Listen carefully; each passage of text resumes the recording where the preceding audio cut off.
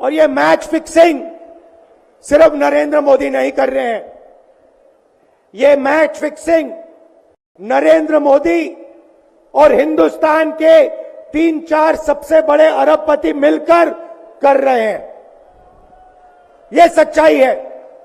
और ये match fixing क्यों हो रही है? भाइयों और बहनों, इसका सिर्फ एक लक्ष्य है कि हिंदुस्तान का संविधान, जिसने इस देश के गरीब लोगों को भविष्य दिया, सपने देखने का हक दिया, उस संविधान को हिंदुस्तान के गरीब जनता से के हाथ से छीनने के लिए यह मैच फिक्सिंग की जा रही है। तमिलनाडु में भारत के समुद्री तट से कुछ दूर, कुछ किलोमीटर दूरी पर श्रीलंका और तमिलनाडु के बीच में समुद्र में एक टापू है, एक द्वीप है, कच्चा थीवू, अलग अलग नाम भी लोग बोलते हैं। हमारे भारत का अभिन्न अंग रहा है, लेकिन कांग्रेस ने 4-5 दशक पहले कह दिया कि ये द्वीप तो गैर जरूरी है, फालतू है, यहां तो कुछ होता ही नहीं है। और ये कहते हुए मां भारती का एक अंग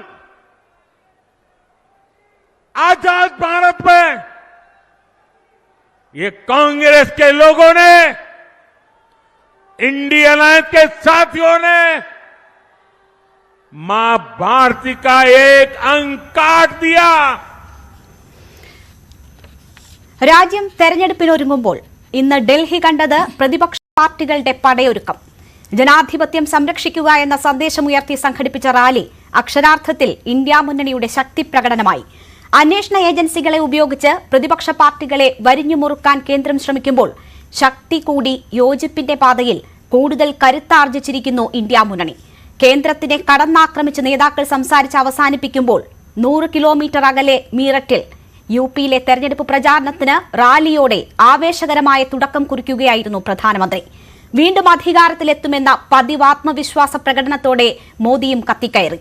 രാംലല്ലയും മുത്തലാഖും നേട്ടമായി അവതരിപ്പിച്ച മോദി രാജ്യത്തെ അഴിമതിയിൽ നിന്ന് മോചിപ്പിക്കാൻ യുദ്ധം തുടരുമെന്ന് പ്രഖ്യാപിച്ചു.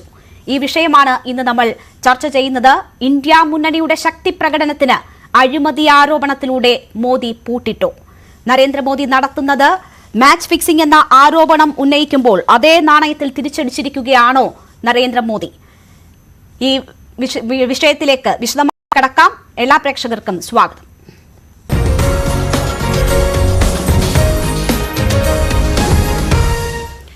ചർച്ചയിൽ നമുക്കൊപ്പം ചേരുന്നത് ഡോക്ടർ സെബാസ്റ്റ്യൻ പോൾ കൊച്ചിയിൽ നിന്ന്, ഡോക്ടർ ജി ഗോപകുമാർ രാഷ്ട്രീയ നിരീക്ഷകൻ, ശ്രീ അനിൽ ബോസ് കോൺഗ്രസിനെ പ്രതിനിധീകരിച്ച്, ശ്രീ PR ശിവശങ്കർ BJP പ്രതിനിധി എന്നിവരാണ്. ആദ്യം ഡോക്ടർ ജി ഗോപകുമാർ, ഇന്ദിരാഗാന്ധിക്കെതിരായ JPയുടെ മുന്നേറ്റം മുതൽ UPS സർക്കാരിനെ താഴെ ഇറക്കിയ ഇന്ത്യ എഗൻസ്റ്റ് കറപ്ഷൻ അണ്ണാ ഹസാരെയുടെ നേതൃത്വത്തിലുള്ള ആ മുന്നേറ്റത്തിന് വരെ സാക്ഷ്യം വഹിച്ച രാംലീല മൈതാനിയിലാണ് പുതിയ ഒരു മുന്നേറ്റം നമ്മൾ ഇന്ന് കണ്ടത്.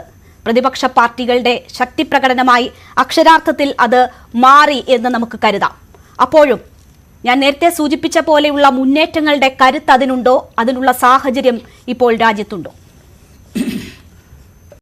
ഇന്ത്യ മുന്നണിക്ക് ഒരു ആൾട്ടർനേറ്റീവ്, ഒരു ബദൽ ശക്തിയായി ഉയരാൻ അതിനുള്ള കരുത്ത് ആർജിക്കാനുള്ള സമയം വാസ്തവത്തിൽ വൈകിപ്പോയി എന്ന് തോന്നുന്നു എന്നാണ് എനിക്ക് പറയാനുള്ളത്. തുടക്കത്തിൽ ഇന്ത്യ സഖ്യം ഒറ്റക്കെട്ടായിട്ട് നിൽക്കുകയായിരുന്നെങ്കിൽ ആദ്യം ചെയ്യേണ്ടിയിരുന്നത് ഒരു 2 മാസം മുമ്പേ തന്നെ ഈ സഖ്യത്തിൻ്റെ കാര്യത്തിലുള്ള ഒരു കൺസോളിഡേഷനും ഒരുമിച്ച് BJP എതിർക്കാനുള്ളൊരു തീരുമാനവും ഒറ്റക്കെട്ടായി മത്സരിക്കാനുള്ള തീരുമാനവുമായിരുന്നു. പൊതുവായൊരു സ്ഥാനാർത്ഥി, ഇപ്പോൾ ഇന്ദിരാഗാന്ധിയുടെ കാര്യം പറഞ്ഞു, JP മൂവ്മെൻറ്റിൻ്റെ കാര്യം പറഞ്ഞു, അണ്ണാ ഹസാരയുടെ മൂവ്മെൻറ്റ്, അവിടെയൊക്കെ പ്രതിപക്ഷ പാർട്ടികൾ ഒന്നിച്ച് വന്ന് ഒറ്റക്കെട്ടായി നിന്ന് എതിരായിട്ടുള്ള വോട്ടുകൾ വിഭജിച്ച് പോകാതെ ഒരുമിച്ച് നിന്നാണ് മത്സരം നടത്തിയത്. അതിൻ്റെ ഗുണം 77-ലും മറ്റും കണ്ടതാണ്. ഇന്ത്യ അഗൻസ്റ്റ് കറപ്ഷൻ മൂവ്മെൻറ്റിലും നമ്മൾ കണ്ടതാണ് 2014-ലും. അപ്പോൾ അങ്ങനെ ഒരു സാഹചര്യം വന്നില്ല എന്ന് മാത്രമല്ല, ഇതിനനുസരിച്ച് BJPക്ക് ബദലായ ഒരു നറേറ്റീവ് സൃഷ്ടിക്കാൻ ഇതുവരെ കഴിഞ്ഞിട്ടില്ല. അത് മാറി മാറിയുള്ള ഗോൾ പോസ്റ്റുകളാണ് ഇതുവരെ പറയുന്നത്. ന്യായമോ അന്യായമോ എന്ത് പറഞ്ഞാലും ഇത് മാച്ച് ഫിക്സിംഗ് ആണെന്നൊക്കെ പറയുമ്പോൾ അതിനെ സിംപ്ലിഫൈ ചെയ്യുന്ന രീതിയിലാണ് അത് കാര്യങ്ങൾ കൊണ്ടെത്തിക്കുന്നത്.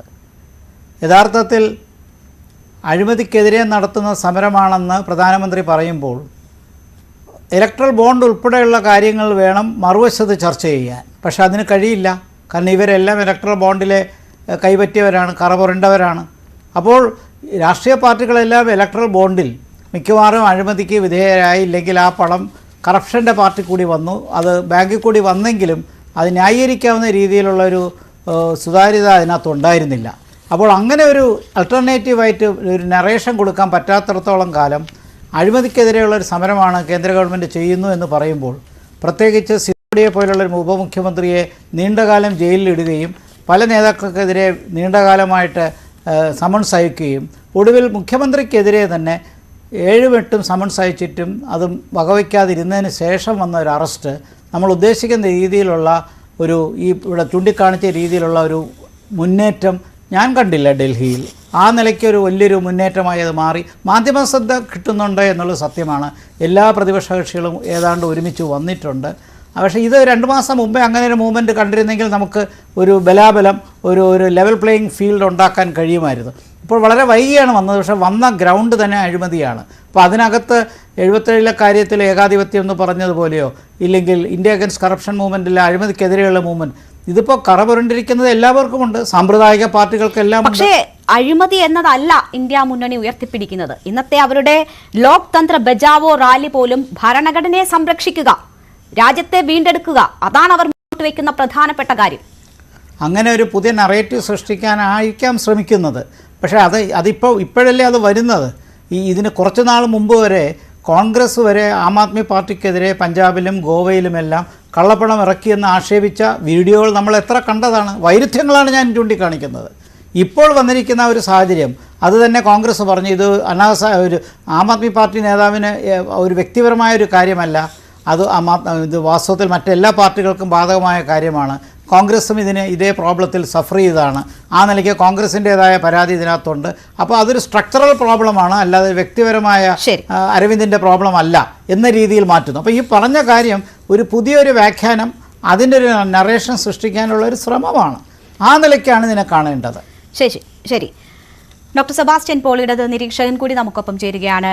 ഡോക്ടർ സെബാസ്റ്റ്യൻ പോൾ, ഇവിടെ ഡോക്ടർ ഗോപകുമാർ അദ്ദേഹത്തിൻ്റെ ഒരു നിരീക്ഷണം മുന്നോട്ട് വെക്കുമ്പോൾ ഇത് രാജ്യത്തെ പിടിച്ചു കുലുക്കുന്ന ഒരു മൂവ്മെന്റായി മാറുമോ, അല്ലെങ്കിൽ വലിയ ചരിത്രം സൃഷ്ടിക്കാൻ പറ്റുന്ന ഒരു മൂവ്മെന്റായി മാറുമോ എന്നുള്ള ഒരു സംശയം അദ്ദേഹം പ്രകടിപ്പിക്കുന്നുണ്ട്. അപ്പോൾ പോലും കുറച്ച് മുന്നത്തെ ഇന്ത്യ മുന്നണിയും ഇപ്പോഴത്തെ ഇന്ത്യ മുന്നണിയും കമ്പയർ ചെയ്യുന്നത് നോക്കുമ്പോൾ അല്പം കൂടി ശക്തി ഇന്നത്തെ ഇന്ത്യ മുന്നണിക്ക് പ്രകടിപ്പിക്കാനായി കൂടുതൽ ഒരുമയോടെ യോജിപ്പോടെ ഇന്ന് ആ വേദിയിൽ എല്ലാ പാർട്ടികളുടെയും നേതാക്കൾ അണിനിരക്കുന്നത് കണ്ടു.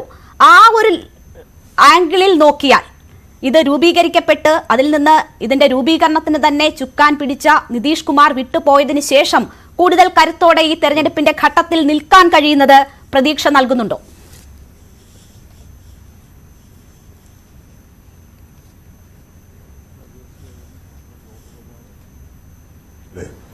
അല്പം കൂടി നേരത്തെ ഈ കൺസോളിഡേഷൻ സംഭവിച്ചിരുന്നെങ്കിൽ കുറെ കൂടി പ്രതിപക്ഷ മുന്നണിക്ക് മുന്നോട്ട് പോകാൻ കഴിയുമായിരുന്നു എന്ന കാര്യത്തിൽ സംശയമൊന്നുമില്ല.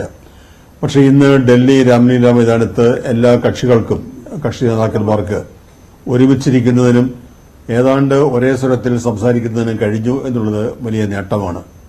1977 ഡൽഹിയിലെ തന്നെ ബോട്ട് ക്ലബ്ബ് മൈതാനത്ത് ജയപ്രകാശ് നാരായൺ അഭിസംബോധന ചെയ്ത ആ മഹാറാലി ആണ് പെട്ടെന്ന് എൻ്റെ ഓർമ്മയിൽ വരുന്നത്. ഒരു വ്യത്യാസമുള്ളത്, അന്ന് JP എന്ന ഉന്നത ശീർഷരായ നേതാവുണ്ടായിരുന്നു, വിശ്വാസ്യതയും ജനപിന്തുണയുമുള്ള നേതാവുണ്ടായിരുന്നു. ഇന്ന് അത്തരത്തിലുള്ള ഒരു നേതാവിന്റെ അഭാവം ആ മുന്നണിയെ സംബന്ധിച്ച് വലിയ ബലഹീനതയായി ഇപ്പോഴും അവശേഷിക്കുന്നുണ്ട്. ഇപ്പോൾ ഒരു പുതിയ നറേറ്റീവ് ഡോക്ടർ ഗോപകുമാർ പറഞ്ഞതുപോലെ എടുക്കുന്നതിനുള്ള സമയമൊന്നുമില്ല. പക്ഷെ ഒരു കാര്യം വ്യക്തമാണ്, ഇവിടെ ഇപ്പോൾ ഒരു കാര്യത്തിൽ ഇന്ത്യയിലെ ജനങ്ങൾക്ക്, സാധാരണ വോട്ടർമാർക്ക് ഒരു ബോധ്യം വന്നിട്ടുണ്ട്. കാരണം ഈ തെരഞ്ഞെടുപ്പിൽ അവർ ചെയ്യുന്ന വോട്ട് അത് ഈ രാഷ്ട്രത്തിന് വേണ്ടി, റിപ്പബ്ലിക്കിന് വേണ്ടി, ഭരണഘടനയ്ക്ക് വേണ്ടിയുള്ളതാണ് എന്ന ബോധ്യം ഉണ്ടാക്കിയെടുക്കുന്നതിൽ ഈ മുന്നണി പാർട്ടികൾ വിജയിച്ചിട്ടുണ്ട്. പ്രത്യേകിച്ച് കേരളത്തിലേക്ക് അനുഭവം എനിക്ക് നേരിട്ട് അറിയാം. അവിടെയൊക്കെ ഈ തെരഞ്ഞെടുപ്പ് അല്ലെങ്കിൽ ഇവിടെ ചെയ്യാൻ പോകുന്ന വോട്ട് അത് നമ്മുടെ ജനാധിപത്യ മതനിരപേക്ഷ റിപ്പബ്ലിക്കിന് വേണ്ടിയുള്ള വോട്ടാണ്. ആ ഒരു രീതിയിലുള്ള പ്രചാരം ഇന്ത്യ ഒട്ടുക്ക് നടക്കുകയാണെങ്കിൽ ഏതാണ്ട് 1977 അനുസ്മരിപ്പിക്കുന്ന അവസ്ഥയിലേക്ക് കാര്യങ്ങൾ നീങ്ങും. അങ്ങനെ നീങ്ങുകയും വേണം. അതിനപ്പുറത്തേക്കുള്ള സാധാരണയുള്ള ഒരു പൊതു തെരഞ്ഞെടുപ്പിൽ പറഞ്ഞു കേൾക്കുന്ന അല്ലെങ്കിൽ ഉയർത്തുന്ന വിഷയങ്ങൾ മുൻനിർത്തി അല്ല ഇപ്പോഴത്തെ ഈ തെരഞ്ഞെടുപ്പ് നടക്കുന്നത്. ഇത് വളരെ പ്രധാനപ്പെട്ടതാണ്. നമ്മളൊരു പതിവായി ഉപയോഗിക്കുന്ന ഒരു വാക്ക് നിർണായകം എന്നുള്ളതാണ്. ഇതാണ് ശരിയായ അർത്ഥത്തിൽ നിർണായകമായ തെരഞ്ഞെടുപ്പ്. ആ ഒരു ചരിത്രപരമായ ബോധ്യം ജനങ്ങളിലേക്ക് എത്തിക്കുന്നതിന് ഈ മുന്നണിക്ക് സാധിക്കണം. ഞാൻ വീണ്ടും ആവർത്തിക്കുന്നു, ജയപ്രകാശ് നാരായണനെ പോലെയുള്ള ഒരു നേതാവിന്റെ അഭാവം വലിയ പോരായ്മയായി ഈ മുന്നണിയെ അലട്ടുമെങ്കിൽ പോലും നിലവിലുള്ളവർ അവർക്ക് ഒരുമിച്ച് നിന്നുകൊണ്ട് ഇന്ന് ചെയ്തതുപോലെ ഒരു ഒറ്റ പ്ലാറ്റ്ഫോമിൽ നിന്നുകൊണ്ട് ഒരേ സ്വരത്തിൽ സംസാരിക്കാൻ കഴിഞ്ഞാൽ രാജ്യം നേരിടുന്ന വിപത്ത് എന്ത് എന്നും ഈ വോട്ടിന്റെ പ്രാധാന്യം എന്ത് എന്നും ജനങ്ങളെ ബോധ്യപ്പെടുത്താൻ കഴിയും. അതിന് സമയം അതിക്രമിച്ചു എന്ന് പറയാൻ കഴിയില്ല. ലഭ്യമായ സമയം മതിയായ സമയം തന്നെയാണ്. ശരി, ശ്രീ അനിൽ ബോസ്, ഇവിടെ ഒരു പ്രതിപക്ഷ നിരയെ, ശക്തമായ ഒരു പ്രതിപക്ഷ നിരയെ അവതരിപ്പിക്കാൻ കഴിഞ്ഞിരിക്കുന്നു ഇന്ന് ഡൽഹിയിൽ എന്നത് പ്രതിപക്ഷ പാർട്ടികൾക്ക് ഓരോരുത്തർക്കും ആത്മവിശ്വാസം നൽകുന്ന ഒരു ഘടകമാണ്. അവിടെ നേരത്തെ ഡോക്ടർ ഗോപകുമാർ സൂചിപ്പിച്ചതുപോലെ ഇന്ന് എല്ലാ നേതാക്കളും പറയേണ്ടിയിരുന്നത് BJPയുടെ തീവട്ടിക്കൊള്ള എന്ന് നിങ്ങൾ ആരോപിക്കുന്ന ഇലക്ട്രൽ ബോണ്ടിനെ കുറിച്ചായിരുന്നു. പക്ഷേ എത്ര പേർക്ക് അത് ഇവിടെ ഉയർത്താനായി എന്ന ഒരു ചോദ്യം ഉണ്ട്. കാരണം എല്ലാവരുടെയും കൈകൾ കറപുരണ്ടിരിക്കുന്നു.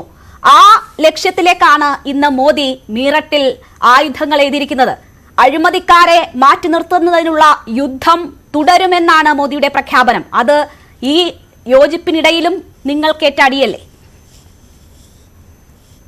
ഒന്ന്, അഴിമതിക്കാരെ മാറ്റി നിർത്തും എന്ന് പറഞ്ഞാൽ ആദ്യം മാറി നിൽക്കേണ്ടത് ഇന്ത്യയുടെ പ്രധാനമന്ത്രിയാണ് എന്നാണ് എന്റെ അഭിപ്രായം. കാരണം 2014 അധികാരത്തിൽ വന്ന ഈ ഗവൺമെന്റ് ആദ്യം കൈവച്ചത് ONGCയിലാണ്, പെട്രോളിയം മേഖലയിലാണ്. ഡമ്മി ഡ്രില്ലിംഗ് നടത്തുന്ന നിലയിലേക്ക് കാര്യങ്ങളെ മാറ്റിമറിച്ചുകൊണ്ട് 3500 കോടി പ്രാഥമികമായും പിന്നീട് 6000 കോടി നിലവിൽ ഗുജറാത്ത് ഹൈക്കോടതിയിലെ വെർഡിക്റ്റ് ഉള്ളത് കൊണ്ടാണ് ഞാൻ ഇത് ആധികാരികമായി പറയുന്നത്. അത്രയും വലിയ കൊള്ള പെട്രോളിയം വകുപ്പിൽ നടത്തിക്കൊണ്ടാണ് ഈ ഗവൺമെന്റ് അരങ്ങേറ്റം കുറിച്ചത്. ഇപ്പോൾ അത് ചർച്ച ചെയ്യപ്പെടാൻ കൂടുതൽ പ്രാധാന്യമുണ്ടാകുന്നത് ബോണ്ട് വിവാദം ആളിക്കത്തുമ്പോൾ അതിന്റെ തുടക്കത്തിൽ ഗവൺമെന്റ് കൊള്ളയടിച്ചതിന് കൃത്യമായ തെളിവുകൾ, രേഖകൾ, കോടതി ഉത്തരവുകൾ ഇതെല്ലാം നമ്മുടെ കയ്യിലിരിക്കുകയാണ്. മൂടി വെക്കാൻ കഴിഞ്ഞിട്ടുണ്ട് ഇവർക്ക്. ONGCയുടെ ഡയറക്ടർക്ക് 8 വർഷക്കാലം സർവീസ് ബാക്കി നിൽക്കെ അദ്ദേഹത്തെ ഭീഷണിപ്പെടുത്തി വോളണ്ടറി റിട്ടയർമെന്റ് എടുപ്പിച്ചതടക്കം ടെക്നിക്കൽ എക്സ്പെർട്ടുകളായിട്ടുള്ള ആളുകൾ മാത്രം ഇരിക്കേണ്ട ബോർഡിൽ ബംഗാളിലെ ഒരു സ്കൂൾ അധ്യാപകനെ കുത്തി നിറച്ചതിൽ തുടങ്ങുന്ന തട്ടിപ്പ്, വലിയ കൊള്ള. അതിനുശേഷം ഇങ്ങോട്ട് സെറം കമ്പനിയുമായി ബന്ധപ്പെട്ട് ബോണ്ട് ഇടപാട് നടത്തുന്നു എന്ന് പറയുമ്പോൾ അവർക്ക് മരുന്ന് വ്യാപാരവുമായി ബന്ധപ്പെട്ട മേഖലകൾ തുറന്നുകൊടുത്ത് കൊടാനുകൂടി അടിച്ചു മാറ്റിയ നടപടികൾ. അവിടുന്ന് ഇങ്ങോട്ട് സാന്തിയാഗോ മാർട്ടിന്റെ കഥകൾ. 10 കോടി പോലും ആസ്തിയില്ലാത്ത നിരവധി സ്ഥാപനങ്ങൾ കോടിക്കണക്കിന് രൂപ ബോണ്ട് കൊടുക്കുന്നത് രാജ്യം കാണേണ്ടി വരുമ്പോൾ വീണ്ടും ആ ബോണ്ട് വിവാദം കോടതി ഇടപെട്ടിട്ട് പോലും അതിന്റെ രേഖകൾ കൊടുക്കാൻ സ്റ്റേറ്റ് ബാങ്ക് ഓഫ് ഇന്ത്യ മടിക്കുമ്പോൾ, ആ കൊടുക്കുമ്പോൾ അത് ആര് കൊടുത്തു എന്നും അതിന്റെ കോഡ് നമ്പർ എന്ത് എന്നും പറയാത്ത സാഹചര്യം. അങ്ങനെ കഴിഞ്ഞ 10 വർഷമായി രാജ്യത്തെ വളരെ തന്ത്രപരമായ കൊള്ളയടിക്കൽ നടത്തിയതിന് നേതൃത്വം നൽകിയ ആളാണ് ഏറ്റവും വലിയ രാജ്യത്തെ കൊള്ളക്കാരൻ എന്ന് ഞാൻ പറയും. പക്ഷേ ശ്രീ അനിൽ ബോസ്, ചൌക്കിദാർ ചോർ ഹേ എന്ന മുദ്രാവാക്യം ഉയർത്തിയ രാഹുൽ ഗാന്ധിക്ക് 2024 തെരഞ്ഞെടുപ്പിൽ എന്തുകൊണ്ട് അങ്ങനെയാണെങ്കിൽ ആ രീതിയിലുള്ള ഒരു വിമർശനം മോദിക്കെതിരെ ഉന്നയിക്കാനാകുന്നില്ല? കാരണം ഇലക്ട്രൽ ബോണ്ട് വഴി BJPക്ക് പണം കൊടുത്തവരെല്ലാം അധികാരത്തിൽ നിങ്ങൾ ഇല്ലെങ്കിലും ഒരു ഷെയർ നിങ്ങൾക്കും നൽകിയിട്ടുണ്ട്. നമ്മൾ രാജ്യത്തൊരു നിയമം, ഒരു ഗവൺമെന്റ് ഒരു ഉത്തരവ് കൊണ്ടുവരിക അല്ലെങ്കിൽ ഒരു നിയമം നടപ്പിലാക്കുക. ആ നിയമം നടപ്പിലാക്കുന്നതിന് മുമ്പ് സ്വാഭാവികമായും വിമർശനങ്ങൾ ഉയരും, പ്രതിഷേധ ശബ്ദങ്ങൾ ഉയരും, നിയമ പോരാട്ടങ്ങൾ നടക്കും. പക്ഷെ രാജ്യത്തൊരു നിയമം വന്നു കഴിഞ്ഞാൽ ആ നിയമം എല്ലാവർക്കും ബാധകമാണ്. ബോണ്ട് എന്ന് പറയുന്ന സമ്പ്രദായം കൊണ്ടുവരുമ്പോൾ തന്നെ വലിയ കൊള്ളയാണ് എന്ന് വ്യാപകമായ ആക്ഷേപമുണ്ട്. നിയമപരമായ പോരാട്ടം നടത്തിയവരുണ്ട്. ഇപ്പോഴും CPM അടക്കം കോൺഗ്രസിന്റെ ഉത്തരവാദിത്തപ്പെട്ട നേതാക്കൾ, രാജസ്ഥാനിലെ മഹിളാ നേതാവ് അടക്കമുള്ള ആളുകൾ അതിൽ പോരാട്ടം നടത്തുന്നുണ്ട്. നിയമ പോരാട്ടത്തിന് കോടതിയിലാണ്. അപ്പൊ അത്തരം പോരാട്ടങ്ങൾ നടത്തുമ്പോൾ തന്നെ നിയമത്തിന് വിധേയമായ ഒരു കാര്യം രാജ്യത്ത് പ്രാവർത്തികമാക്കി കഴിഞ്ഞാൽ അതിന്റെ ഭാഗമായി എല്ലാവരും മാർഗ സ്വാഭാവികമാണ്. നമ്മൾ അതുകൊണ്ട് അയോധ്യ ക്ഷേത്ര നിർമ്മാണത്തെ നമ്മൾ ന്യായീകരിക്കേണ്ടി വരുന്നത്. രാജ്യത്തെ ഭരണഘടനാ ബെഞ്ച് വിധിച്ച ഒരു ഉത്തരവ് രാജ്യത്ത് നിയമമായി കഴിഞ്ഞാൽ ആ ക്ഷേത്രത്തിൽ പോകരുതെന്ന് നമുക്ക് ആർക്കെങ്കിലും പറയാൻ കഴിയും? നിയമത്തിന് വിധേയമായി നിർമ്മിക്കപ്പെടുന്ന ഒരു കാര്യമല്ല. എന്ന് പറഞ്ഞ പോലെ ബോണ്ട് നിയമത്തിന് വിധേയമായി നിർമ്മിക്കപ്പെട്ടു, പക്ഷെ അതിൽ വലിയ കൊള്ളയുണ്ട് എന്ന കാര്യങ്ങൾ പുറത്തു വരുമ്പോൾ, കോടതി തന്നെ അത് കണ്ടെത്തുമ്പോൾ, ഇലക്ഷൻ കമ്മീഷന്റെ സൈറ്റിൽ നിയമാനുസൃതമായ കവർച്ചയാണെങ്കിൽ അതിൽ ഞങ്ങളും ഭാഗമാക്കായിട്ടുണ്ടെങ്കിൽ പറയുക സാധ്യമല്ല. അതുകൊണ്ടാണ് ഇന്നത്തെ ആ റാലിയിലും അത് പ്രധാന മുദ്രാവാക്യമായി ഉയർത്താൻ നിങ്ങൾക്ക് കഴിയാതെ പോയത്. അവിടെയാണ് അഴിമതിക്കാരെ പൂട്ടിടും, അതിനായുള്ള യുദ്ധം തുടരുമെന്ന് മോദി പറഞ്ഞു വെക്കുന്നതും. ഞാൻ താങ്കളിലേക്ക് വരാം. രണ്ടാമത്തെ അവസരം അങ്ങനെ പറഞ്ഞു പോകരുത്. അങ്ങനെയാണ് നിങ്ങൾ ചർച്ച നടത്തിക്കോ, ഞാൻ ഇറങ്ങുക. അത് വേണ്ട. ഇല്ല, എന്താണ് താങ്കൾക്ക് പൂർത്തീകരിക്കാനുള്ളത്? പറഞ്ഞോളൂ. അല്ലല്ല, അങ്ങനെ പറഞ്ഞു പോകണ്ട, അങ്ങനെ പറഞ്ഞ് മിടുക്കിയായി പോകണ്ട. ഞാനൊന്ന് പറയട്ടെ, ഞാൻ പറഞ്ഞിട്ട് പോകും, ഇല്ലെങ്കിൽ നമുക്കിത് അവിടെ അവസാനിപ്പിക്കും. പറഞ്ഞോളൂ. നിങ്ങൾ മനസ്സിലാക്കിയിരിക്കേണ്ട കാര്യം, 10 വർഷക്കാലത്ത് ഈ ഗവൺമെന്റിന്റെ കൊള്ളയെ കുറിച്ച് 20 പാർട്ടികളുടെ നേതാക്കൾ സംസാരിക്കുക. 17 പേരോളം അവിടെ സംസാരിച്ചു. 17 പേർക്കും പറഞ്ഞാൽ തീരാത്തത്രയും പ്രശ്നങ്ങൾ ഈ ഗവൺമെന്റിനെതിരെ ഉണ്ട്.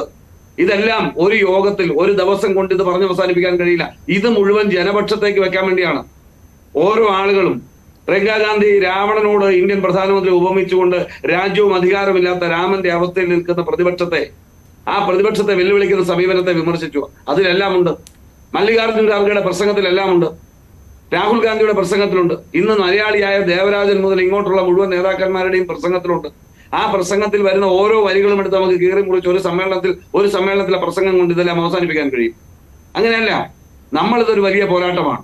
നിങ്ങൾ ഇവിടെ നടത്തിയ ചർച്ചയിൽ പറഞ്ഞതുപോലെ ഈ മുന്നണി, ഇന്ത്യ മുന്നണി എന്ന് പറയുന്ന മുന്നണി ഉണ്ടാകുന്നതിന് ഒരു പുതിയ പ്രക്രിയയാണ്. ആ പുതിയ പ്രക്രിയ സ്റ്റാർട്ട് ചെയ്തു. അതിന്റെ വളരെ കൃത്യമായി തെരഞ്ഞെടുപ്പിന്റെ പടിവാതിൽ എത്തും മുമ്പ് അതിന്റെ കാര്യങ്ങൾ പൂർത്തിയായി.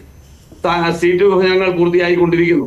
ഇനിയും പല ഘട്ടങ്ങളിലല്ലേ തെരഞ്ഞെടുപ്പ് നടക്കുന്നു. പല സംസ്ഥാനത്തെയും സ്ഥാനാർത്ഥി പട്ടിക ഭരണകക്ഷിയോ പ്രതിപക്ഷ കക്ഷികളോ പൂർണ്ണമായി ഇതുവരെ പ്രഖ്യാപിച്ചിട്ടില്ലല്ലോ, ഉണ്ടോ? അപ്പൊ സ്വാഭാവികമായും തെരഞ്ഞെടുപ്പ് സമ്പ്രദായത്തിൽ ചെയ്യേണ്ട കാര്യങ്ങളെ സംബന്ധിച്ച് കൃത്യമായ ബോധ്യം പ്രതിപക്ഷത്തിനുണ്ട്. പ്രതിപക്ഷം നിങ്ങളൊരു കാര്യം മനസ്സിലാക്കണം, ഇന്ത്യ ഭരിക്കുന്ന സർക്കാരിന് നേതൃത്വം നൽകുന്ന പാർട്ടിക്ക് 303 സീറ്റ്, അവരുടെ സഖ്യകക്ഷികൾക്കെല്ലാം കൂടി 351 സീറ്റ്, 100 സീറ്റിന്റെ മാർജിനേ ഉള്ളൂ. ആ 100 സീറ്റ് മാറാനുള്ള രാഷ്ട്രീയ സാഹചര്യം ഇന്ത്യ മഹാരാജ്യത്തുണ്ട്. ഞാൻ വേണമെങ്കിൽ ഓരോ സ്റ്റേറ്റിലെയും തിരിച്ചു പറഞ്ഞുതരാം നിങ്ങൾക്ക്. ശരി, നമുക്ക് അത്ര വിശദമായി പോവാം. നമുക്ക് സമയം കുറവാണല്ലോ. എനിക്ക് തോന്നുന്നു താങ്കൾ അത് വിശദീകരിച്ചു കഴിഞ്ഞു എന്ന്. നമുക്ക് സെക്കൻഡ് ചാൻസിൽ കൂടുതൽ കാര്യങ്ങൾ വ്യക്തമാക്കാം. ശ്രീ PR ശിവശങ്കർ, ഇവിടെ യാതൊരു വിധത്തിലും യോജിപ്പിന്റെ വക്കെത്താത്ത കുറെ പ്രതിപക്ഷ പാർട്ടികളായിരുന്നു കുറച്ച് മുൻപ് വരെയും ഇന്ത്യ മുന്നണിയിലും ഉണ്ടായിരുന്നത്. അവരെ ഭിന്നിപ്പിക്കാൻ, അവരെ നിങ്ങൾക്കൊപ്പം കൊണ്ടുവരാനൊക്കെ പഠിച്ച പണി നിങ്ങളും ശ്രമിച്ചു. അതിൽ കുറെയൊക്കെ വിജയിക്കുകയും ചെയ്തു. ആ ഡീൽ പകുതി വഴിയിൽ നിൽക്കുമ്പോഴാണ് പ്രതിപക്ഷ പാർട്ടികൾക്കെതിരായ അങ്ങേയറ്റത്തെ ജനാധിപത്യ വിരുദ്ധം എന്ന് വിശേഷിപ്പിക്കുന്ന നടപടികൾ ഉണ്ടായത്. ഏറ്റവും ഒടുവിൽ അരവിന്ദ് കെജ്രിവാളിന്റെ അറസ്റ്റ് അടക്കം. ആ ഒരു ഘട്ടത്തിൽ കൂടുതൽ കരുത്തോടെ പ്രതിപക്ഷ കക്ഷികൾ ഒന്നിക്കുന്നതാണ് ഇന്ന് നമ്മൾ ഡൽഹിയിൽ കണ്ടത്. ഇന്ത്യ മുന്നണിയുടെ രൂപീകരണ സമയത്ത് ഇന്ത്യ എന്ന് പറഞ്ഞ് അതിനെ ആക്ഷേപിക്കുമ്പോൾ തന്നെ അത് നിങ്ങൾക്ക് കുറച്ച് വേവലാതികൾ ഉണ്ടാക്കിയെന്ന് തോന്നിയിരുന്നു. ഇതിപ്പോൾ ആ മുന്നണി കൂടുതൽ കരുത്താർജിക്കുമ്പോൾ കൂടുതൽ കരുതിയിരിക്കേണ്ട സാഹചര്യമാണോ NDAക്ക്? ഞാൻ വിശ്വസിക്കുന്നത് ഇത് പ്രതിപക്ഷ നേതാക്കൾക്ക് ഒരു പക്ഷേ ഇത്തരം ആഗ്രഹങ്ങൾ, സ്വപ്നങ്ങൾ അല്ലെങ്കിൽ അവരുടെ അസംഷൻ ഇന്ത്യ മുന്നണി, ഇന്ത്യ INDA മുന്നണി ഒരു ശക്തിയായി എന്നെല്ലാം പറയാം. പക്ഷെ അതിന്റെ യഥാർത്ഥ ചിത്രം നോക്കുമ്പോൾ നമ്മൾ ഒരു സ്വപ്നത്തിൽ നിന്ന് മാറി യഥാർത്ഥ കാര്യങ്ങൾ നോക്കുമ്പോൾ എനിക്ക് തോന്നുന്നില്ല ഇവർ ശക്തി ആർജിച്ചു എന്ന്. ഇവർക്കൊക്കെ വേണമെങ്കിൽ സമാധാനം ഉണ്ടാകാം ശക്തി ആർജിച്ചു എന്നൊക്കെ വെച്ചിട്ട്. കണക്കുകൾ നോക്കൂ, ഇത് 2019 UPA മുന്നണി ഏതാണ്ട് ഇതൊക്കെ തന്നെയായിരുന്നു. ആ UPA മുന്നണിയിൽ ഇല്ലാത്ത ആരാണ് പ്രത്യേകമായിട്ട് ചേർന്നത്? വളരെ കുറച്ചു പേര് മാത്രമാണ്. ഇനി രണ്ട്, ഇവർ ശക്തി ആർജിച്ചു എന്ന് പറയുന്നു. ഓഗസ്റ്റ് 31 ഇന്ത്യ മുന്നണി സഖ്യമാണോ കോൺഗ്രസ് ആണോ എന്നറിയില്ല, ഏതായാലും കോൺഗ്രസിന്റെ ട്വീറ്റിലുണ്ടായിരുന്നു AICC ആണ് പണം നൽകിയത്, വോയിസ് ഓഫ് ഇന്ത്യ എന്ന് പറഞ്ഞിട്ട് ഒരു പരസ്യം നൽകിയിരുന്നു. 15ഓളം മുഖ്യമന്ത്രിമാരുടെ പടം വെച്ചിട്ടുള്ള ഒരു പരസ്യം, ഇതാ ഇന്ത്യ മുന്നണി വളരെ ശക്തമായി മുന്നോട്ട് പോകുന്നു എന്ന് പറഞ്ഞ ഒരു പരസ്യം നൽകിയിരുന്നു. അതിലെ പ്രധാനപ്പെട്ട ആള് അന്ന് മുഖ്യമന്ത്രിയായിരുന്ന നിതീഷ് കുമാർ, ബീഹാർ മുഖ്യമന്ത്രിയായിരുന്ന നിതീഷ് കുമാർ ആയിരുന്നു. ആ നിതീഷ് കുമാറിന്റെ സ്ഥിതി എന്താണെന്ന് നമുക്കറിയാം. നിതീഷ് കുമാർ എവിടെ പോയി? രണ്ട്, രാജസ്ഥാനിലെ ഖലോട്ടും അതേപോലെ ഛത്തീസ്ഗഡിലെ ഭൂപേഷ് ബാഗൽ അദ്ദേഹവുമായിരുന്നു. അവർ രണ്ടുപേരൊന്നും മുഖ്യമന്ത്രിയല്ല, അവർക്ക് അന്ന് ഭരണത്തിലില്ല. മമതാ ബാനർജി ഉണ്ടായിരുന്നു. മമതാ ബാനർജിയുടെ വെസ്റ്റ് ബംഗാളിൽ നിന്ന് കോൺഗ്രസ് CPM ആയിട്ട് സഖ്യത്തിലാണ് മത്സരിക്കുന്നത്.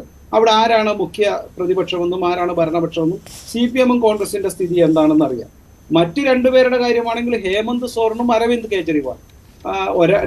ഒരാൾ ഭാര്യയ്ക്ക് ഉത്തരവാദിത്തം കൊടുത്ത് മാറി നിൽക്കുന്നു, മറ്റൊരാൾ ഭാര്യയ്ക്ക് ഉത്തരവാദിത്തം നൽകാനായി വെമ്പൽ കൊണ്ട് മാറി നിൽക്കുന്നു. അങ്ങനെ ഏതാണ്ട് 7 or 8 പേര് ഇന്ന് ഇവർ തന്നെ മുന്നോട്ട് വെച്ചിരുന്ന ഒരു മുഖ്യമന്ത്രിമാരുടെ സഖ്യം പോലും. ശിവശങ്കർ, അത് തന്നെയാണ് ഇങ്ങനെ യോജിക്കേണ്ടുന്ന ഘട്ടത്തിലേക്ക് പ്രതിപക്ഷ പാർട്ടികളെ എത്തിച്ചിരിക്കുന്നത്. ഇന്ന് രാഹുൽ ഗാന്ധി പറഞ്ഞത് എന്താണ്? അമ്പയർമാരെ സ്വയം നിശ്ചയിച്ചുകൊണ്ട്, കളിക്കാരെ ഇടയ്ക്കെടുത്തുകൊണ്ട് മാച്ച് ഫിക്സിംഗ് ആണ് നടത്തുന്നതെന്നാണ്. താങ്കൾ ഈ വിശദീകരിച്ച കാര്യങ്ങളാണ് അങ്ങനെ ഒരു ആരോപണത്തിലേക്ക് എത്തിച്ചത്. അതെങ്ങനെയാ? മമതാ ബാനർജിയോട് ഈ മുന്നണിയിൽ നിന്ന് ഇറങ്ങിപ്പോവാൻ BJP പറഞ്ഞു. എന്താ അസംബന്ധമൊക്കെ? മമതാ ബാനർജിയുടെ പാർട്ടിയുടെ വക്താക്കൾ ഇന്ന് ഈ യോഗത്തിൽ പങ്കെടുത്തിരുന്നല്ലോ. അല്ല, അവിടെ സഖ്യമില്ലല്ലോ. ബംഗാളിൽ സഖ്യം ഉണ്ടെന്നാണെങ്കിൽ കുഴപ്പമില്ല. അവിടെ മമതാ ബാനർജിയും ഒക്കെ കൂടെ ഒരുമിച്ചാണ് മത്സരിക്കുന്നതെന്നാണ് പൊതു അഭിപ്രായത്തിൽ ഞാൻ സമ്മതിച്ചു.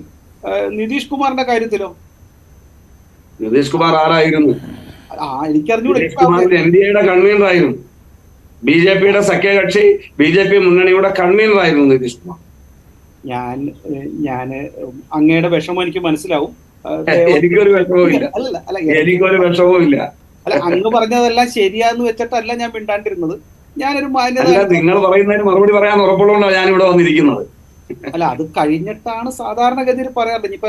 ഞാൻ നിതീഷ് കുമാർ ആരാണെന്ന് ചോദിച്ചപ്പോൾ ഒരു ചോദ്യം ചോദിച്ചതേ ഉള്ളൂ. താങ്കൾ ഡിസ്റ്റർബ് ചെയ്യാൻ ഞാൻ ഉദ്ദേശിക്കുന്നില്ല. അല്ല, അത് ഡിസ്റ്റർബൻസ് ഒന്നുമല്ല, എനിക്കിത് ശീലമാണ്. പ്രത്യേകിച്ച്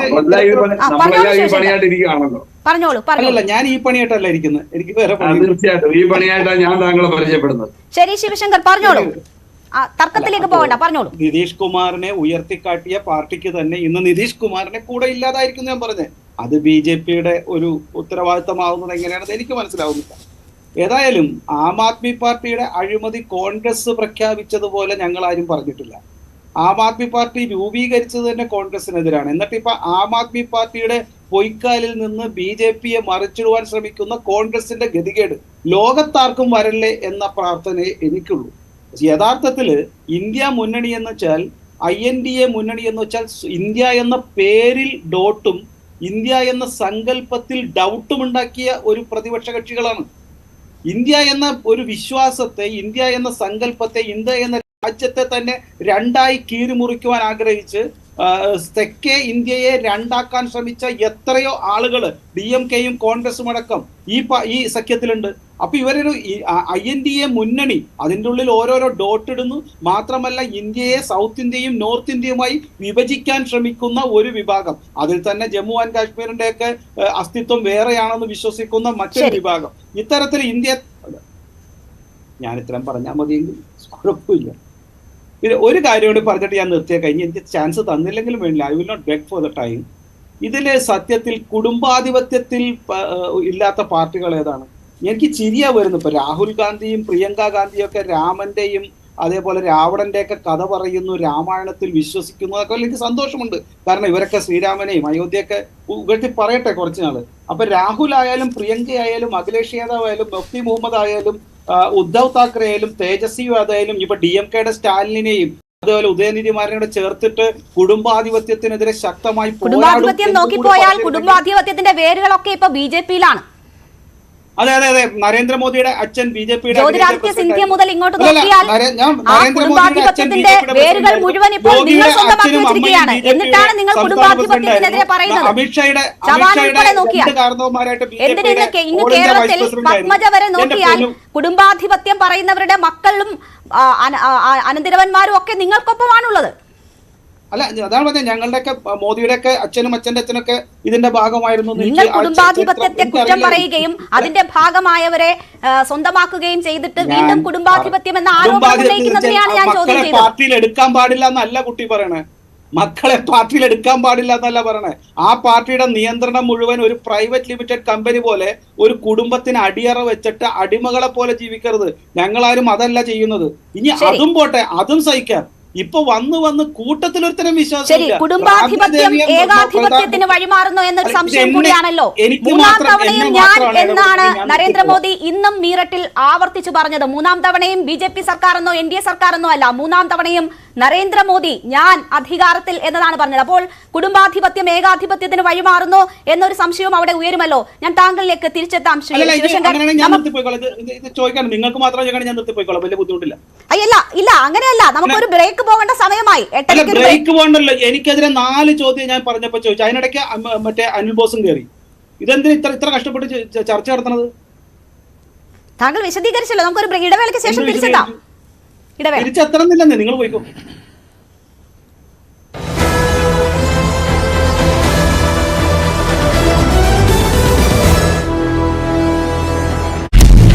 അറിയിച്ചിട്ടുള്ളത് JMM-ൽ നിന്ന് മുഖ്യമന്ത്രി ചമ്പൈ സോറനായിരിക്കും JMM-നെ പ്രതിനിധീകരിച്ച് പങ്കെടുക്കുക. ഒപ്പം പശ്ചിമ ബംഗാളിൽ തൃണമൂൽ കോൺഗ്രസ് ഈ സഖ്യത്തിന്റെ ഇന്ത്യ മുന്നണിയുടെ ഭാഗമല്ല. പക്ഷേ മമതാ ബാനർജി പങ്കെടുക്കുന്നില്ലെങ്കിൽ പോലും ഡെറിക് ഒബ്രൈൻ പങ്കെടുക്കുമെന്നാണ് ഇപ്പോൾ നേതാക്കൾ അറിയിച്ചിട്ടുള്ളത്. അങ്ങനെ ഒരു വിശാല ഐക്യം ഇന്ത്യ മുന്നണിയുടെ വേദി, കേന്ദ്രത്തിനെതിരെ ഒരു പ്രതിപക്ഷ സഖ്യത്തിൻ്റെ ഒരു കൂട്ടായ്മ, അതാണ് ഇതിലൂടെ പ്രധാനമായും ലക്ഷ്യം വെക്കുന്നത്. ഏതായാലും വിവിധ വിഷയങ്ങളാണ് പ്രതിപക്ഷ പാർട്ടികൾ ഉന്നയിക്കുന്നത്. ഒന്ന്, ED അടക്കമുള്ള അന്വേഷണ ഏജൻസികളെ ഉപയോഗിച്ചുകൊണ്ട് കേന്ദ്ര സർക്കാർ പ്രതിപക്ഷ പാർട്ടികളെ വേട്ടയാടുന്നു. ഇപ്പോൾ ഏറ്റവും ഒടുവിലായി ആദായ നികുതി വകുപ്പിനെ ഉപയോഗിച്ചുകൊണ്ട് സാമ്പത്തികമായും ഇത്തരത്തിൽ തകർക്കാൻ ശ്രമിക്കുന്നു എന്നാണ് പ്രതിപക്ഷം ചൂണ്ടിക്കാണിക്കുന്നത്. മറ്റൊന്ന്, തൊഴിലില്ലായ്മ, ഒപ്പം തന്നെ സ്ത്രീകൾ നേരിടുന്ന അതിക്രമം അടക്കമുള്ള വിഷയങ്ങളും ചൂണ്ടിക്കാണിക്കുന്നുണ്ട്. ഈ അടുത്ത കാലത്തായി വാർത്തകൾ നിറഞ്ഞ ഏറ്റവും പ്രധാനപ്പെട്ട വിഷയമാണ് ഇലക്ട്രോൾ ബോണ്ടുമായി ബന്ധപ്പെട്ട അഴിമതികൾ. അപ്പോൾ അതിൽ BJPയുടെ പങ്ക് തുടങ്ങിയ വിഷയങ്ങൾ ഏതായാലും പ്രതിപക്ഷ കക്ഷികൾ ഉന്നയിക്കുകയും ചെയ്യുന്നുണ്ട്. ഏതായാലും അരവിന്ദ് കെജ്രിവാളിൻ്റെ അറസ്റ്റാണ് ഇത്തരമൊരു കൂട്ടായ്മയിലേക്ക് വഴി തെളിയിച്ചെങ്കിൽ പോലും കോൺഗ്രസ് അടക്കമുള്ള പ്രതിപക്ഷ പാർട്ടികൾ പറയുന്നത് ഇത് കേവലം ഒരു നേതാവിനെ ഉദ്ദേശിച്ചുള്ള അല്ലെങ്കിൽ നേതാവിന് വേണ്ടിയുള്ള ഒരു റാലിയല്ല, ഏതെങ്കിലും പാർട്ടിയുടെ മാത്രം നടത്തുന്ന ഒരു പരിപാടിയല്ല, മറിച്ച് ജനാധിപത്യം സംരക്ഷിക്കുക, ഭരണഘടന സംരക്ഷിക്കുക, ഈ മുദ്രാവാക്യം മുഴക്കിക്കൊണ്ടാണ് ഇന്ത്യ സഖ്യം ഈ പ്രചാരണത്തിനായി അല്ലെങ്കിൽ ഈ ബഹുജൻ റാലിയുമായി രംഗത്ത് വരുന്നത്. അതിനെ ഏതെങ്കിലും ഒരു പാർട്ടിയുടെ മാത്രം പരിപാടിയുമായി ചുരുക്കി കാണരുത് എന്ന ആവശ്യം കോൺഗ്രസ് അടക്കമുള്ള പാർട്ടികൾ മുന്നോട്ട് വയ്ക്കുന്നുണ്ട്. ഏതായാലും പ്രതിപക്ഷ ഐക്യത്തിൻ്റെ വിളിച്ചോതുന്ന ഒരു പരിപാടിയാക്കി, റാലിയാക്കി മാറ്റുകയാണ് ഇതിനേതായാലും ഇന്ത്യ മുന്നണി നേതാക്കൾ ലക്ഷ്യമിടുന്നത്. പ്രത്യേകിച്ച് ഡൽഹിയിൽ ഇത്തവണ കോൺഗ്രസും ആം ആദ്മി പാർട്ടിയും സഖ്യമായി മത്സരിക്കുന്ന ഒരു സാഹചര്യമുണ്ട്. അപ്പോൾ ഈ 7 മണ്ഡലങ്ങളിൽ നിന്ന് പരമാവധി പ്രവർത്തകരെയും ഒക്കെ രാംലീല മൈതാനിലേക്ക് എത്തുകയാണ് പാർട്ടികളുടെ ലക്ഷ്യം. തെരഞ്ഞെടുപ്പ് പ്രചാരണം മുറുകിക്കൊണ്ടിരിക്കുകയാണ്. പ്രത്യേകിച്ച് 1ാം ഘട്ട തെരഞ്ഞെടുപ്പിനുള്ള പത്രികാ സമർപ്പണമൊക്കെ പൂർത്തിയായി കഴിഞ്ഞിരിക്കുന്നു. ഏപ്രിൽ 19-ന് വോട്ടെടുപ്പ് നടക്കുകയാണ്. ഏതായാലും ആ ഘട്ടത്തിലാണ് സർക്കാരിനെതിരെ പ്രത്യക്ഷ സമരവുമായി ഇപ്പോൾ ഇന്ത്യ സഖ്യം രംഗത്ത് വരുന്നത്. ഇതിലേക്ക് നയിച്ച സാഹചര്യം അരവിന്ദ് കെജ്രിവാളിൻ്റെ അറസ്റ്റാണ്. കഴിഞ്ഞ 21-ാം തീയതിയാണ് ഡൽഹി മുഖ്യമന്ത്രി അറസ്റ്റ് ചെയ്തത്. അതിനുശേഷമാണ് ഇന്ത്യ മുന്നണി വീണ്ടും സജീവമായി ഇത്തരത്തിൽ ഒരു വേദി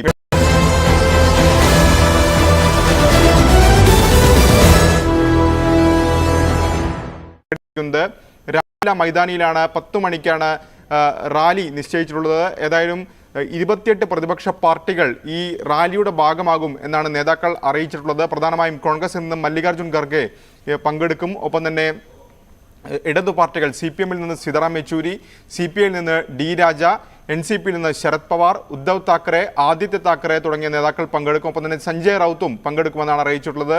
JMM-ൽ നിന്ന് മുഖ്യമന്ത്രി ചമ്പൈ സോറനായിരിക്കും JMM-നെ പ്രതിനിധീകരിച്ച് പങ്കെടുക്കുക. ഒപ്പം പശ്ചിമ ബംഗാളിൽ തൃണമൂൽ കോൺഗ്രസ് ഈ സഖ്യത്തിന്റെ ഇന്ത്യ മുന്നണിയുടെ ഭാഗമല്ല. പക്ഷേ മമതാ ബാനർജി പങ്കെടുക്കുന്നില്ലെങ്കിൽ പോലും ഡെറിക് ഒബ്രൈൻ പങ്കെടുക്കുമെന്നാണ് ഇപ്പോൾ നേതാക്കൾ അറിയിച്ചിട്ടുള്ളത്. അങ്ങനെ ഒരു വിശാല ഐക്യം ഇന്ത്യ മുന്നണിയുടെ വേദി, കേന്ദ്രത്തിനെതിരെ ഒരു പ്രതിപക്ഷ സഖ്യത്തിൻ്റെ ഒരു കൂട്ടായ്മ, അതാണ് ഇതിലൂടെ പ്രധാനമായും ലക്ഷ്യം വെക്കുന്നത്. ഏതായാലും വിവിധ വിഷയങ്ങളാണ് പ്രതിപക്ഷ പാർട്ടികൾ ഉന്നയിക്കുന്നത്. ഒന്ന്, ED അടക്കമുള്ള അന്വേഷണ ഏജൻസികളെ ഉപയോഗിച്ചുകൊണ്ട് കേന്ദ്ര സർക്കാർ പ്രതിപക്ഷ പാർട്ടികളെ വേട്ടയാടുന്നു. ഇപ്പോൾ ഏറ്റവും ഒടുവിലായി ആദായ നികുതി വകുപ്പിനെ ഉപയോഗിച്ചുകൊണ്ട് സാമ്പത്തികമായും ഇത്തരത്തിൽ തകർക്കാൻ ശ്രമിക്കുന്നു എന്നാണ് പ്രതിപക്ഷം ചൂണ്ടിക്കാണിക്കുന്നത്. മറ്റൊന്ന്, തൊഴിലില്ലായ്മ, ഒപ്പം തന്നെ സ്ത്രീകൾ നേരിടുന്ന അതിക്രമം അടക്കമുള്ള വിഷയങ്ങളും ചൂണ്ടിക്കാണിക്കുന്നുണ്ട്. ഈ അടുത്ത കാലത്തായി വാർത്തകൾ നിറഞ്ഞ ഏറ്റവും പ്രധാനപ്പെട്ട വിഷയമാണ് ഇലക്ട്രോൾ ബോണ്ടുമായി ബന്ധപ്പെട്ട അഴിമതികൾ. അപ്പോൾ അതിൽ BJPയുടെ പങ്ക് തുടങ്ങിയ വിഷയങ്ങൾ ഏതായാലും പ്രതിപക്ഷ കക്ഷികൾ ഉന്നയിക്കുകയും ചെയ്യുന്നുണ്ട്. ഏതായാലും അരവിന്ദ് കെജ്രിവാളിൻ്റെ അറസ്റ്റാണ് ഇത്തരമൊരു കൂട്ടായ്മയിലേക്ക് വഴി തെളിയിച്ചെങ്കിൽ പോലും കോൺഗ്രസ് അടക്കമുള്ള പ്രതിപക്ഷ പാർട്ടികൾ പറയുന്നത് ഇത് കേവലം ഒരു നേതാവിനെ ഉദ്ദേശിച്ചുള്ള അല്ലെങ്കിൽ നേതാവിന് വേണ്ടിയുള്ള റാലിയല്ല, ഏതെങ്കിലും പാർട്ടിയുടെ മാത്രം നടത്തുന്ന ഒരു പരിപാടിയല്ല, മറിച്ച് ജനാധിപത്യം സംരക്ഷിക്കുക, ഭരണഘടന സംരക്ഷിക്കുക, ഈ മുദ്രാവാക്യം മുഴക്കിക്കൊണ്ടാണ് ഇന്ത്യ സഖ്യം ഈ പ്രചാരണത്തിനായി അല്ലെങ്കിൽ ഈ ബഹുജൻ റാലിയുമായി രംഗത്ത്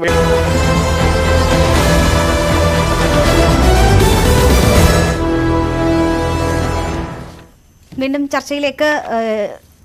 ശിവശങ്കർ അല്പം പിണക്കത്തിലാണ്. അദ്ദേഹത്തിന് ആവശ്യത്തിന് സമയം കിട്ടിയില്ല എന്ന പിണക്കമാണ് അദ്ദേഹം രേഖപ്പെടുത്തിയിരിക്കുന്നത്. ഒരുപക്ഷെ ചർച്ചയിൽ വീണ്ടും ചേരുമായിരിക്കാം, നമുക്ക് പ്രതീക്ഷിക്കാം. ശ്രീ ഗോപകുമാർ, ഇവിടെ നമ്മൾ മുന്നണികളുടെ സ്ഥിതി വെച്ച് നോക്കിയാൽ 2009 ഇന്ത്യ മുന്നണിക്ക് 40% വോട്ട് കിട്ടിയിരുന്നു, ഇന്ത്യക്ക് 27%. 2014 ഇന്ത്യ മുന്നണിക്ക് 42%, ഇന്ത്യക്ക് 39% ആകുന്നു. 2019 ഇന്ത്യ മുന്നണിക്ക് 38%, ഇന്ത്യക്ക് 45%. അതിലും ഉയർന്ന പ്രതീക്ഷയോട് കൂടിയാണ് NDA ഇത്തവണ കരുക്കൾ നീക്കുന്നതും മത്സരിക്കാൻ ഇറങ്ങുന്നതും. അതിനുള്ള ഒരു സാഹചര്യമാണ് ഉള്ളത്. താങ്കൾ നേരത്തെ സൂചിപ്പിച്ചതുപോലെ തന്നെ ഒറ്റ വ്യക്തിയെ നിർത്തി തെരഞ്ഞെടുപ്പിനെ നേരിട്ടിരുന്നുവെങ്കിൽ ഈ 28 പാർട്ടികളുടെ സഖ്യം കരുത്തുറ്റ ഒരു സഖ്യമായിരുന്നു. പക്ഷേ അതില്ലാതെ പോയി. എങ്കിൽ പോലും തീർത്തും എഴുതിത്തള്ളാൻ കഴിയുന്ന ഒരു അവസ്ഥയാണ്. അതെ, എഴുതിത്തള്ളാവുന്നൊരവസ്ഥയല്ല, ഒരു ഏകപക്ഷീയമായ വിജയമൊന്നുമല്ല സംഭവിക്കാൻ പോകുന്നത്. പക്ഷേ NDAക്ക് നല്ല മുൻതൂക്കമുള്ള ഒരു തിരഞ്ഞെടുപ്പാണെന്ന് പൊതുവെ സർവേകൾ ചൂണ്ടിക്കാണിച്ചിട്ടുണ്ട്. അതിൻ്റെ പ്രധാന കാരണം ഇന്ത്യ സഖ്യത്തിൻ്റെ കക്ഷികൾക്ക് നാഷണൽ ലെവലിൽ, ദേശീയ ലെവലിൽ ഒരു all India pan India presence ഇല്ല എന്നുള്ളത് ഏറ്റവും വലിയ പരിമിതി. അതാണ് നമ്മൾ നോക്കുക. ജമ്മു കാശ്മീരിലെ ഏതെങ്കിലും പാർട്ടികൾക്ക് ന്യൂഡൽഹിയിൽ പിന്തുണ നൽകാനുള്ള ശക്തിയുണ്ടോ? ഉത്തർപ്രദേശിൽ പിന്തുണ നൽകാനുള്ള ശക്തിയുണ്ടോ? സമാജ്വാദി പാർട്ടിക്ക് മറ്റെവിടെയൊക്കെ പിന്തുണ നൽകാൻ കഴിയും? അപ്പോൾ അങ്ങനെ പരസ്പരം സഹായിക്കുന്ന ഇല്ലെങ്കിൽ DMKയുടെ ഒരു സഹായം കൊണ്ട് മധ്യപ്രദേശിൽ എന്തെങ്കിലും ഗുണം കിട്ടുമോ? അപ്പോൾ അവരവരുടെ സ്റ്റേറ്റിൽ കിട്ടും. അവരവരുടെ സ്റ്റേറ്റിൽ മുൻപന്തിയിൽ വന്നാൽ അതിൽ കുറച്ചൊക്കെ വരാൻ പറ്റുമായിരിക്കാം. പക്ഷേ ഒരു നാഷണൽ ലെവൽ ഇലക്ഷൻ ആകുമ്പോൾ സംസ്ഥാന പാർട്ടികളുടെയും ആ മുന്നേറ്റത്തിന് ഒരു പരിമിതിയുണ്ട്. കാരണം കേന്ദ്രത്തിൽ ഭരിക്കാൻ നാഷണൽ ലെവൽ പാർട്ടിക്കാണ് സാധ്യത കൂടുതൽ. അവിടെയാണ് കോൺഗ്രസിൻ്റെ ദുർബലത അല്ലെങ്കിൽ പരിമിതികൾ നമ്മളിവിടെ ചർച്ച ചെയ്യേണ്ടത്. BJPക്ക് ബദലായുള്ളൊരു കോൺഗ്രസിൻ്റെ ശക്തിയായിരുന്നു നമ്മൾ പ്രതീക്ഷിച്ചിരുന്നത്. അത് കാലക്രമേണ കുറയുകയും നാഷണൽ ലെവലിൽ പല സംസ്ഥാനങ്ങളിൽ പരാജയപ്പെടുകയും ചെയ്തു. ഈ പരാജയപ്പെട്ടതിൽ അവസാനത്തെ 3 സംസ്ഥാനങ്ങൾ നമുക്കറിയാം, മധ്യപ്രദേശിലും ഛത്തീസ്ഗഡിലും തീർച്ചയായിട്ടും ഇവിടെ രാജസ്ഥാനിലും. ഈ തെരഞ്ഞെടുപ്പിലെ വിജയമാണ് ഒരു പരിധിവരെ BJPക്ക് അമിത വിശ്വാസം ഉണ്ടാക്കി കൊടുക്കുന്നത്. ഈ അമിത വിശ്വാസം നല്ലതിനല്ല എന്ന് തന്നെ നമുക്ക് നിരീക്ഷിക്കേണ്ടി വരും. പക്ഷേ ആ ഓവർ കോൺഫിഡൻസ് കൊടുത്തത് ആ 3 തിരഞ്ഞെടുപ്പിലെ ബ്രേക്ക് ത്രൂ ആണ്. അതിലേതെങ്കിലും ഒരു സ്റ്റേറ്റിലെങ്കിലും കോൺഗ്രസ് ജയിച്ചിരുന്നെങ്കിൽ കോൺഗ്രസിൻ്റെയും മറ്റ് പ്രതിപക്ഷ കക്ഷികളുടെ ആത്മവിശ്വാസം വളരുമായിരുന്നു. ആ ആത്മവിശ്വാസം നഷ്ടപ്പെട്ടത് പിന്നീട് BJPയുടെയും NDAയുടെയും ശക്തി, പ്രത്യേകിച്ച് പ്രതിപക്ഷ കക്ഷികളെ ആക്രമിക്കുന്ന പല രീതി, അഴിമതി ഉൾപ്പെടെയുള്ള കാര്യം, അതിനെതിരായി ഇപ്പോൾ ഒന്നിച്ചു വന്നിട്ടുള്ളതിൻ്റെ ഒരു ശുഭലക്ഷണമായിട്ട് വേണമെങ്കിൽ ഇന്നത്തെ മൂവ്മെൻറ്റിനെ കാണാം. അത് അപ്പോഴും ഞാൻ പറയും, ഈ മൂവ്മെൻറ്റ് നേരത്തെ ആയിരുന്നെങ്കിൽ കുറച്ചുകൂടി ഒരു മൊറൽ ബൂസ്റ്റ് ഉണ്ടാകുമായിരുന്നു. ആ ഒരു മൊറൽ ബൂസ്റ്റിനുള്ള സാഹചര്യം കുറഞ്ഞു. ഇപ്പോഴും പ്രശ്നം ഇതാണ്, പരസ്പരം സഹായിക്കാൻ പറ്റാതെ അതേസമയം അതാത് സംസ്ഥാനങ്ങളിൽ മാത്രം വേരോട്ടമുള്ള. അപ്പോൾ ഉത്തർപ്രദേശിൽ സമാജ്വാദി പാർട്ടിക്ക് എത്രത്തോളം കോൺഗ്രസിനെ സഹായിക്കാൻ കഴിയും? അപ്പോൾ അവിടെ BJP ഉദ്ദേശിക്കുന്ന ഒരു സ്വീപ്പാണ്.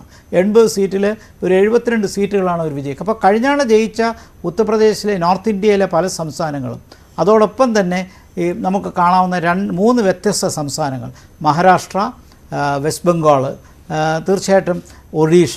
ഈ ഒഡീഷയിൽ BJPയും ബിജു ജനതാ തമ്മിലുള്ള സഖ്യം പരസ്യമായിട്ടില്ലെങ്കിലും ഇലക്ഷൻ കഴിഞ്ഞാൽ Biju Janata Dal N D A കൂടെ നിൽക്കത്തുള്ളൂ.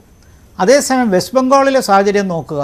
അവിടെ മമതയുടെ ഒരു ഓവർ ഡോമിനൻസ് ആണ് അവിടെ വന്നത്. അതുതന്നെയാണ് CPM-നും കോൺഗ്രസിനും വ്യത്യസ്ത നിലപാടുകളെടുത്ത് ഇപ്പോൾ കോൺഗ്രസ് തനിച്ച് മത്സരിക്കുന്നു. സന്ദേശകാലിയുള്ള പ്രശ്നങ്ങൾക്ക് ശേഷം അവിടെ ഉണ്ടായ ധ്രുവീകരണം കുറച്ചൊക്കെ BJPക്ക് ഗുണം ചെയ്തിട്ടുണ്ട്. അതുകൊണ്ട് BJPയും മമതയും തമ്മിലുള്ള ആ പ്രശ്നമുണ്ട്. CAയുടെ തീർച്ചയായിട്ടും ഉണ്ട്. ഈ പ്രശ്നങ്ങൾ കൊണ്ട് സ്ട്രെയിറ്റ് ആയിട്ടൊരു പോളറൈസേഷൻ പശ്ചിമ ബംഗാളിലുണ്ടായി. ഇനി മഹാരാഷ്ട്രയെ നോക്കിക്കഴിഞ്ഞാൽ അവിടെ ശിവസേനയെ പുലർത്തി, NCPയെ പുലർത്തി. പക്ഷേ പണ്ട് ശിവസേന മുഴുവൻ BJPയുടെ കൂടെ ആയിരുന്നു, അത് മാറി. അപ്പോൾ ഇങ്ങനെ വ്യത്യസ്തമായ സാഹചര്യം വരുമ്പോൾ ഇവിടെ ഒരു ഒറ്റക്കെട്ടായി നിൽക്കാനുള്ള ഒരു മൂവ്മെൻറ്റ് അങ്ങനെ കാണുന്നില്ല. അതിന് പകരം ഈ അഴിമതി ഉൾപ്പെടെ വിശ്വാസ്യതയെ ചോദ്യം ചെയ്യുന്ന, ക്രെഡിബിലിറ്റിയെ ചോദ്യം ചെയ്യുന്ന ഇഷ്യൂസ് വരുമ്പോൾ ജനങ്ങളുടെ മുമ്പിൽ ആം ആദ്മി പാർട്ടിയുടെ ചരിത്രം തന്നെ നോക്കുക. അഴിമതിക്കെതിരെ വന്നൊരു മൂവ്മെൻറ്റാണ്. ചൂലായിരുന്നു അവരുടെ ചിഹ്നം. ഇന്നിപ്പോൾ അവരെക്കുറിച്ച് ആക്ഷേപിക്കുന്നത് എന്താണ്? ഈ ചൂല് കൊണ്ട് ആം ആദ്മി പാർട്ടിക്ക് ആക്രമണം പരിക്കേൽക്കുകയാണ്. അപ്പോൾ അവരും ഈ അഴിമതിയുടെ ഭാഗമായിട്ട് ഇലക്ട്രൽ ബോണ്ട് മുതൽ ഇവിടം വരെ ചൂണ്ടിക്കാണിച്ചു കഴിയാനും അതോടൊപ്പം തന്നെ കോൺഗ്രസ് ഉൾപ്പെടെയുള്ള നേതാക്കന്മാർ ആം ആദ്മി പാർട്ടിക്കെതിരെ കൊണ്ടുവന്ന ആക്ഷേപം പഞ്ചാബിലും ഗോവയിലും ഒക്കെ നമ്മൾ കാണുകയും കേൾക്കുകയും ഇനിയും കേൾക്കാൻ സാധ്യതയുള്ളതാണ്. അപ്പോൾ അതുകൊണ്ട് ഒരു ആ നിലയ്ക്കൊരു ടോട്ടൽ ഒരു യൂണിറ്റി കൊണ്ടുവരാൻ ഇതുവരെ കഴിഞ്ഞിട്ടില്ല. ഇന്നത്തെ മൂവ്മെൻറ്റിന് ഒരു സൈക്കോളജിക്കൽ ആവേശം കൊണ്ടുവരാൻ കഴിഞ്ഞു.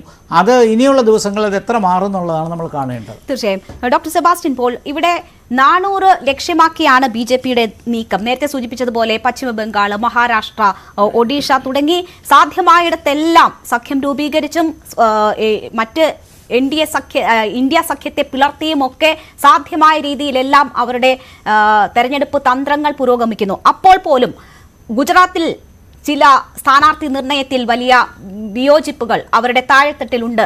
വാട്സാപ്പുകളിലൂടെയും സോഷ്യൽ മീഡിയയിലൂടെയും ഒക്കെ വലിയ പ്രചരണം നിശ്ചയിച്ച സ്ഥാനാർത്ഥികളെ പോലും മാറ്റേണ്ടി വരുന്ന സാഹചര്യം BJPയെ സംബന്ധിച്ചുണ്ടാകുന്നു എന്ന ചില വാർത്തകൾ വരുന്നു. അപ്പോൾ 400 ലക്ഷ്യമായി പറഞ്ഞ് അമിത ആത്മവിശ്വാസ പ്രകടനത്തിൽ മുന്നോട്ട് പോകുമ്പോൾ പോലും BJPയെ സംബന്ധിച്ച് ഇന്ത്യ മുന്നണി ശക്തി പ്രാപിക്കുന്നതും മാറിവരുന്ന സാഹചര്യങ്ങളും ഒക്കെ അവർക്ക് വെല്ലുവിളികളാകുന്നു, അല്ലെങ്കിൽ അവർ അതിനെ ഭയപ്പെടുന്നു എന്ന് വേണമോ കരുതാൻ. ഇന്ന് അഖിലേഷ് യാദവ് പറഞ്ഞത് 400 ഉറപ്പെങ്കിൽ എന്തിന് പ്രതിപക്ഷ പാർട്ടികളെ ഇതേ രീതിയിൽ വേട്ടയാടുന്നു എന്നൊരു ചോദ്യമുണ്ട്. അപ്പോൾ അതൊക്കെ അവരുടെ പെരുമാറ്റങ്ങളും അവരുടെ രീതികളും അവരുടെ നടപടികളും അവർ ഈ 400 പറയുമ്പോഴും ഉള്ളിൽ ഭയപ്പാട് ഉണ്ട് എന്നതിന്റെ ലക്ഷണമാണ്.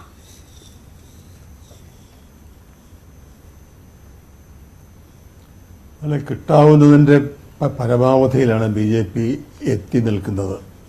ഇനി ഇവിടെ നിന്ന് അങ്ങോട്ട് ഒരു സാച്ചുറേഷൻ പോയിന്റ് എന്നൊക്കെ പറയാറില്ലേ, ഇവിടെ നിന്ന് അങ്ങോട്ട് എവിടെ നിന്നാണ് അവർക്ക് സീറ്റ് ഉണ്ടാക്കാൻ കഴിയുക? അപ്പോൾ ഈ കഴിഞ്ഞ തെരഞ്ഞെടുപ്പിൽ സീറ്റുകൾ ലഭിച്ച മേഖല വിട്ട് പുതിയ പ്രദേശങ്ങളിൽ നിന്ന് പുതിയ സീറ്റുകൾ അവർക്ക് കണ്ടെത്തേണ്ടി വരും. ആ പുതിയ പ്രദേശം എന്ന് പറഞ്ഞാൽ കേരളം ഉൾപ്പെടെയാണ്.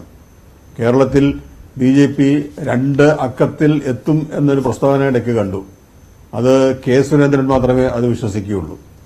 അപ്പോൾ ആ അവസ്ഥയിൽ കാര്യങ്ങൾ മുന്നോട്ട് പോകുമ്പോൾ ഇനി എവിടെ നിന്ന് ഈ 400ലേക്ക് എത്തിക്കുന്നതിനുള്ള സീറ്റുകൾ അവർക്ക് കിട്ടും എന്ന ചോദ്യമുണ്ട്. അതുകൊണ്ട് 400 എന്നത് ഒരു ദിവാസ്വപ്നം മാത്രമായി, നടക്കാനിടയില്ലാത്തതും നടക്കാത്തതുമായ സ്വപ്നം മാത്രമായി അവശേഷിക്കും. പക്ഷെ അവർക്ക് ചിലപ്പോൾ ജയിക്കുകയാണെങ്കിൽ കംഫർട്ടബിൾ ആയിട്ടുള്ള മെജോറിറ്റി കിട്ടിക്കൂടാ എന്നുമില്ല. ഞാൻ അതിനെ ചോദ്യം ചെയ്യുന്നില്ല. കാരണം ഇപ്പോഴത്തെ അവസ്ഥയിൽ ഒരു ഫ്രീ ആൻഡ് ഫെയർ ഇലക്ഷൻ നടക്കാൻ പോകുന്നു എന്ന വിശ്വാസം എനിക്കില്ല. അതുകൊണ്ട് എന്ത് സംഭവിക്കാം. പക്ഷേ ഒരു തെരഞ്ഞെടുപ്പ് എന്ന് വരുമ്പോൾ ചില ഘട്ടങ്ങളിൽ ഞാൻ നേരത്തെ പറഞ്ഞല്ലോ, നമ്മൾ എല്ലാ തെരഞ്ഞെടുപ്പും നിർണായകം എന്ന് പറയുമെങ്കിലും എല്ലാം അങ്ങനെയല്ല. ഇത് ഒരു നിർണായകമായ തെരഞ്ഞെടുപ്പാണ്. ഇവിടെ ഒരു വിഷയം മുന്നോട്ട് വന്നിട്ടുണ്ട്. ഇവിടെ മുന്നോട്ട് വന്നിരിക്കുന്ന വിഷയം നമ്മുടെ ജനാധിപത്യ റിപ്പബ്ലിക്കിന്റെ നിലനിൽപ്പാണ്. ആ റിപ്പബ്ലിക്കിന് വേണ്ടി, നമ്മുടെ ഭരണഘടനയ്ക്ക് വേണ്ടി ചെയ്യുന്ന വോട്ടാണ് ഇപ്പോൾ ചെയ്യാൻ പോകുന്നത് എന്ന ബോധ്യം പതുക്കെയാണെങ്കിലും ജനങ്ങളിലേക്ക് എത്തിയിട്ടുമുണ്ട്. അത് ഒരു വലിയ തോതിൽ ജനങ്ങളിലേക്ക് എത്തിക്കാൻ ഈ മുന്നണിക്ക് സാധിച്ചാൽ, ഈ മുന്നണിക്ക് ഒരു ഒരു ഒരു ഒരു ഒരു യുണൈറ്റഡ് പ്ലാറ്റ്ഫോമിൽ അങ്ങനെ യോജിച്ചു നിൽക്കാൻ കഴിഞ്ഞാൽ അത് വലിയ തോതിലുള്ള മാറ്റമുണ്ടാക്കാൻ സാധ്യതയുണ്ട്. അതുകൊണ്ട് BJPയുടെ കണക്കുകൾ, അതൊക്കെ തെരഞ്ഞെടുപ്പ് കാലത്ത് പല കണക്കുകളും പലരും പറയും, അതെല്ലാം സാധിക്കാനുള്ള കണക്കുകൾ ആവണമെന്നുമില്ല. തെരഞ്ഞെടുപ്പ് കഴിയുമ്പോൾ ആരും അത് ചോദിക്കാനും പോകുന്നില്ല. അതുകൊണ്ട് അതവിടെ നിൽക്കട്ടെ. ഇവിടെ ഇപ്പോൾ ജനങ്ങൾ നമ്മുടെ മുന്നിലുള്ളത്, ഇപ്പോൾ ഈ പ്രതിപക്ഷ മുന്നണി ജനങ്ങളുടെ മുന്നിൽ അവതരിപ്പിക്കുന്നത് നമ്മുടെ ഭാവിയെ, നമ്മുടെ നിലനിൽപ്പിനെ സംബന്ധിക്കുന്ന പ്രധാനപ്പെട്ട ഒരു തെരഞ്ഞെടുപ്പ് എന്ന നിലയിൽ ആ ഗൗരവം ഉൾക്കൊണ്ടുകൊണ്ട് രാഷ്ട്രീയമായ നിലപാട് സ്വീകരിക്കാൻ ജനങ്ങളെ പ്രേരിപ്പിക്കുന്ന ഒന്നായി ഈ തെരഞ്ഞെടുപ്പ് മാറുന്നുണ്ട്. അവിടെ ഞാൻ വീണ്ടും ആവർത്തിക്കുന്നു, 1977 സംഭവിച്ചത് ഒരു മിറക്കിൾ ആയിരുന്നു. ആ മിറക്കിൾ ചില ഘട്ടങ്ങളിൽ ചില സന്ദർഭങ്ങളിൽ ആവർത്തിച്ചുകൂടാ എന്നില്ല. പക്ഷെ അത് ആവർത്തിക്കുന്നതിനുള്ള സാധ്യത കുറയുന്നത് അന്ന് JP ഉണ്ടായിരുന്നു, ഇന്ന് JP ഇല്ല. മറ്റു പല സാഹചര്യങ്ങളും, അന്ന് ഇന്ദിരാഗാന്ധിയുടെ ഏകാധിപത്യം, അതിൽ നിന്നുണ്ടായിട്ടുള്ള ആ അടിച്ചമർത്തൽ, മനുഷ്യാവകാശ ലംഘനങ്ങൾ, പൗരാവകാശ ധ്വംസനം, അതൊക്കെ വലിയ വിഷയങ്ങളായിരുന്നു. അതിന് സമാനമായ വിഷയങ്ങൾ ഇപ്പോഴുമുണ്ട്. അഴിമതി, ഇലക്ട്രൽ ബോണ്ട് എന്ന് പറയുന്നത് ഇന്ത്യ കണ്ട ഏറ്റവും വലിയ അഴിമതിയാണ്. അത് ആ രീതിയിൽ അവതരിപ്പിക്കാൻ കോൺഗ്രസിന് കഴിയുന്നുണ്ടോ ഇല്ലയോ എന്നുള്ളത് ഒരു ചോദ്യം തന്നെയാണ്. അപ്പോൾ ഇലക്ട്രൽ ബോണ്ട് അഴിമതിയുണ്ട്. പൗരാവകാശ നിയമത്തിലൂടെ, പൗരത്വ നിയമത്തിലൂടെ ഇപ്പോൾ മുന്നോട്ട് വരുന്ന കാര്യങ്ങൾ എന്താണ്? പൗരത്വം ലഭിക്കുന്നതിന് പൂജാരിയുടെ സർട്ടിഫിക്കറ്റ് മതി എന്നൊക്കെ പറയുമ്പോൾ ഈ പൗരത്വ നിയമ ഭേദഗതിക്കെതിരെ ഉയർത്തിയ ആശങ്കകൾ ശരിയായിരുന്നു. പൗരത്വം എന്നത് മതാധിഷ്ഠിതമായിരിക്കുന്നു എന്നതിന് അവർ തന്നെ തെളിവ് നൽകിയിരിക്കുകയല്ലേ. അപ്പൊ അങ്ങനെ ചർച്ച ചെയ്യേണ്ടതായ, ജനങ്ങളെ ബോധ്യപ്പെടുത്താൻ കഴിയുന്നതായ നിരവധി വിഷയങ്ങളുണ്ട്. ആ സാധ്യത എത്രമാത്രം പ്രയോജനപ്പെടുത്താൻ ഇന്ത്യ എന്ന പേരിൽ അറിയപ്പെടുന്ന ഈ പ്രതിപക്ഷ മുന്നണിക്ക് കഴിയും എന്ന ചോദ്യമുണ്ട്. ആ മുന്നണി വിജയിക്കണം എന്ന് ആഗ്രഹിക്കുന്നവരാണെങ്കിൽ പോലും ചില ഘട്ടങ്ങളിലൊക്കെ എനിക്കും ചില സന്ദേഹങ്ങൾ ആ വിഷയത്തിൽ ഉണ്ടാകുന്നുമുണ്ട്. തീർച്ചയായും. ശ്രീ അനിൽ ബോസ്, ഇവിടെ ഭരണഘടനയെ സംരക്ഷിക്കുക എന്നതായിരുന്നു ഇന്നത്തെ റാലിയുടെ പ്രധാന സന്ദേശം. രാഹുൽ ഗാന്ധി പറഞ്ഞത് ജനങ്ങൾ അവരുടെ സർവ്വശക്തിയും വിനിയോഗിച്ചില്ല എങ്കിൽ കോർപ്പറേറ്റുകളുമായി ചേർന്ന് നടത്തുന്ന ഈ മാച്ച് ഫിക്സിംഗ്, നരേന്ദ്രമോദിയുടെ മാച്ച് ഫിക്സിംഗ് വിജയിക്കും എന്നതാണ് അദ്ദേഹം പറഞ്ഞത്. നോക്കൂ, ഭരണഘടന സംരക്ഷിക്കുക, പൗരന്മാർക്ക് മതത്തിന്റെ അടിസ്ഥാനത്തിൽ പൗരത്വം കൊടുക്കുന്നതിനെതിരെയാണല്ലോ CAA കാര്യത്തിൽ ഏറ്റവും വലിയ പ്രതിഷേധം നടക്കുന്നത്. ആ പ്രതിഷേധം ഏറ്റവും കൂടുതൽ ഉയരുന്ന, തെരഞ്ഞെടുപ്പിൽ ചർച്ചാ വിഷയമാകുന്ന ഇടമാണ് നമ്മുടെ കേരളം. അവിടെ ഇന്ന് ബിഷപ്പ് ചക്കാലക്കൽ പറഞ്ഞത് നമുക്ക് മുന്നിലുണ്ട്. ന്യൂനപക്ഷങ്ങൾക്കാണ് ആ നിയമം ഏറ്റവും ബുദ്ധിമുട്ട് സൃഷ്ടിക്കുക എന്നിരിക്കെ കഴിഞ്ഞ ദിവസം ലത്തീൻ സഭയുടെയൊക്കെ നേതൃത്വത്തിൽ നമുക്കൊപ്പമുള്ളവർക്കൊപ്പം നിൽക്കണം എന്ന സന്ദേശം വന്നതിന് തൊട്ടു പിന്നാലെ ഇപ്പോൾ ബിഷപ്പ് ചക്കാലക്കൽ പറയുന്നു അതിൽ വലിയ ആശങ്കയ്ക്കിടയില്ല, പൗരത്വ നിയമം ആർക്കും ദോഷം ചെയ്യില്ല, അതുകൊണ്ട് തന്നെ BJPയെ തള്ളുന്നില്ല. അതാണ് ഈ നാട്ടിലെ ഉൾപ്പെടെ സാഹചര്യം. അപ്പോൾ നിങ്ങളുടെ ഈ മുദ്രാവാക്യം ആരൊക്കെ ഏറ്റെടുക്കും എന്ന സംശയം കൂടി നിലനിൽക്കുന്നില്ലേ? ഞാൻ അതിലേക്ക് വരുന്നതിന് മുമ്പ് സെബാസ്റ്റ്യൻ പോൾ സാറിനോട് എനിക്ക് വളരെ ബഹുമാനമുള്ള ആളാണ്. പക്ഷെ അദ്ദേഹം ഈ കാട്ടിലും പുടപ്പിലും തള്ളി ചർച്ചയിൽ പങ്കെടുക്കുന്ന കാണുമ്പോൾ എനിക്ക് സഹതാപം തോന്നുന്നു. നമ്മള് കാര്യങ്ങളിലേക്ക്, അദ്ദേഹം വളരെ ദീർഘകാല അനുഭവ സമ്പത്തുള്ള രാഷ്ട്രീയക്കാരനാണ്. നമ്മൾ പറയുന്നതിലൊക്കെ ഒരു ക്ലാരിറ്റി വേണം, നിലപാട് വേണം. ചോറ് ഇവിടെയും കൂറ ഇവിടെയായിട്ട് ഇരുന്നിട്ട് കാര്യമില്ല. നിലവിലൂടെ ഗോപകുമാർ സാർ പറഞ്ഞതിനാണ് എനിക്ക് ആദ്യം മറുപടി പറയുന്നത്. മറ്റേതിലേക്ക് ഞാൻ വരുന്നേയില്ല, ഞാനത് ഗൗരവമായിട്ട് എടുക്കുന്നില്ല. ഗോപകുമാർ സാറിനോട് ഞാൻ അങ്ങോട്ട് പറയാൻ ആഗ്രഹിക്കുന്നു, ഇവിടെ BJP സൃഷ്ടിക്കുന്ന നരേറ്റീവ് 400 എന്ന് പറയുന്നത് ന്യൂസ് അടക്കം അവരുടെ കൺട്രോളിൽ നിൽക്കുന്ന, BJPയുടെ കൺട്രോളിൽ നിൽക്കുന്ന മാധ്യമങ്ങളുടെ ഒരു നരേറ്റീവാണ് BJP സൃഷ്ടിക്കാൻ ശ്രമിക്കുന്നത്.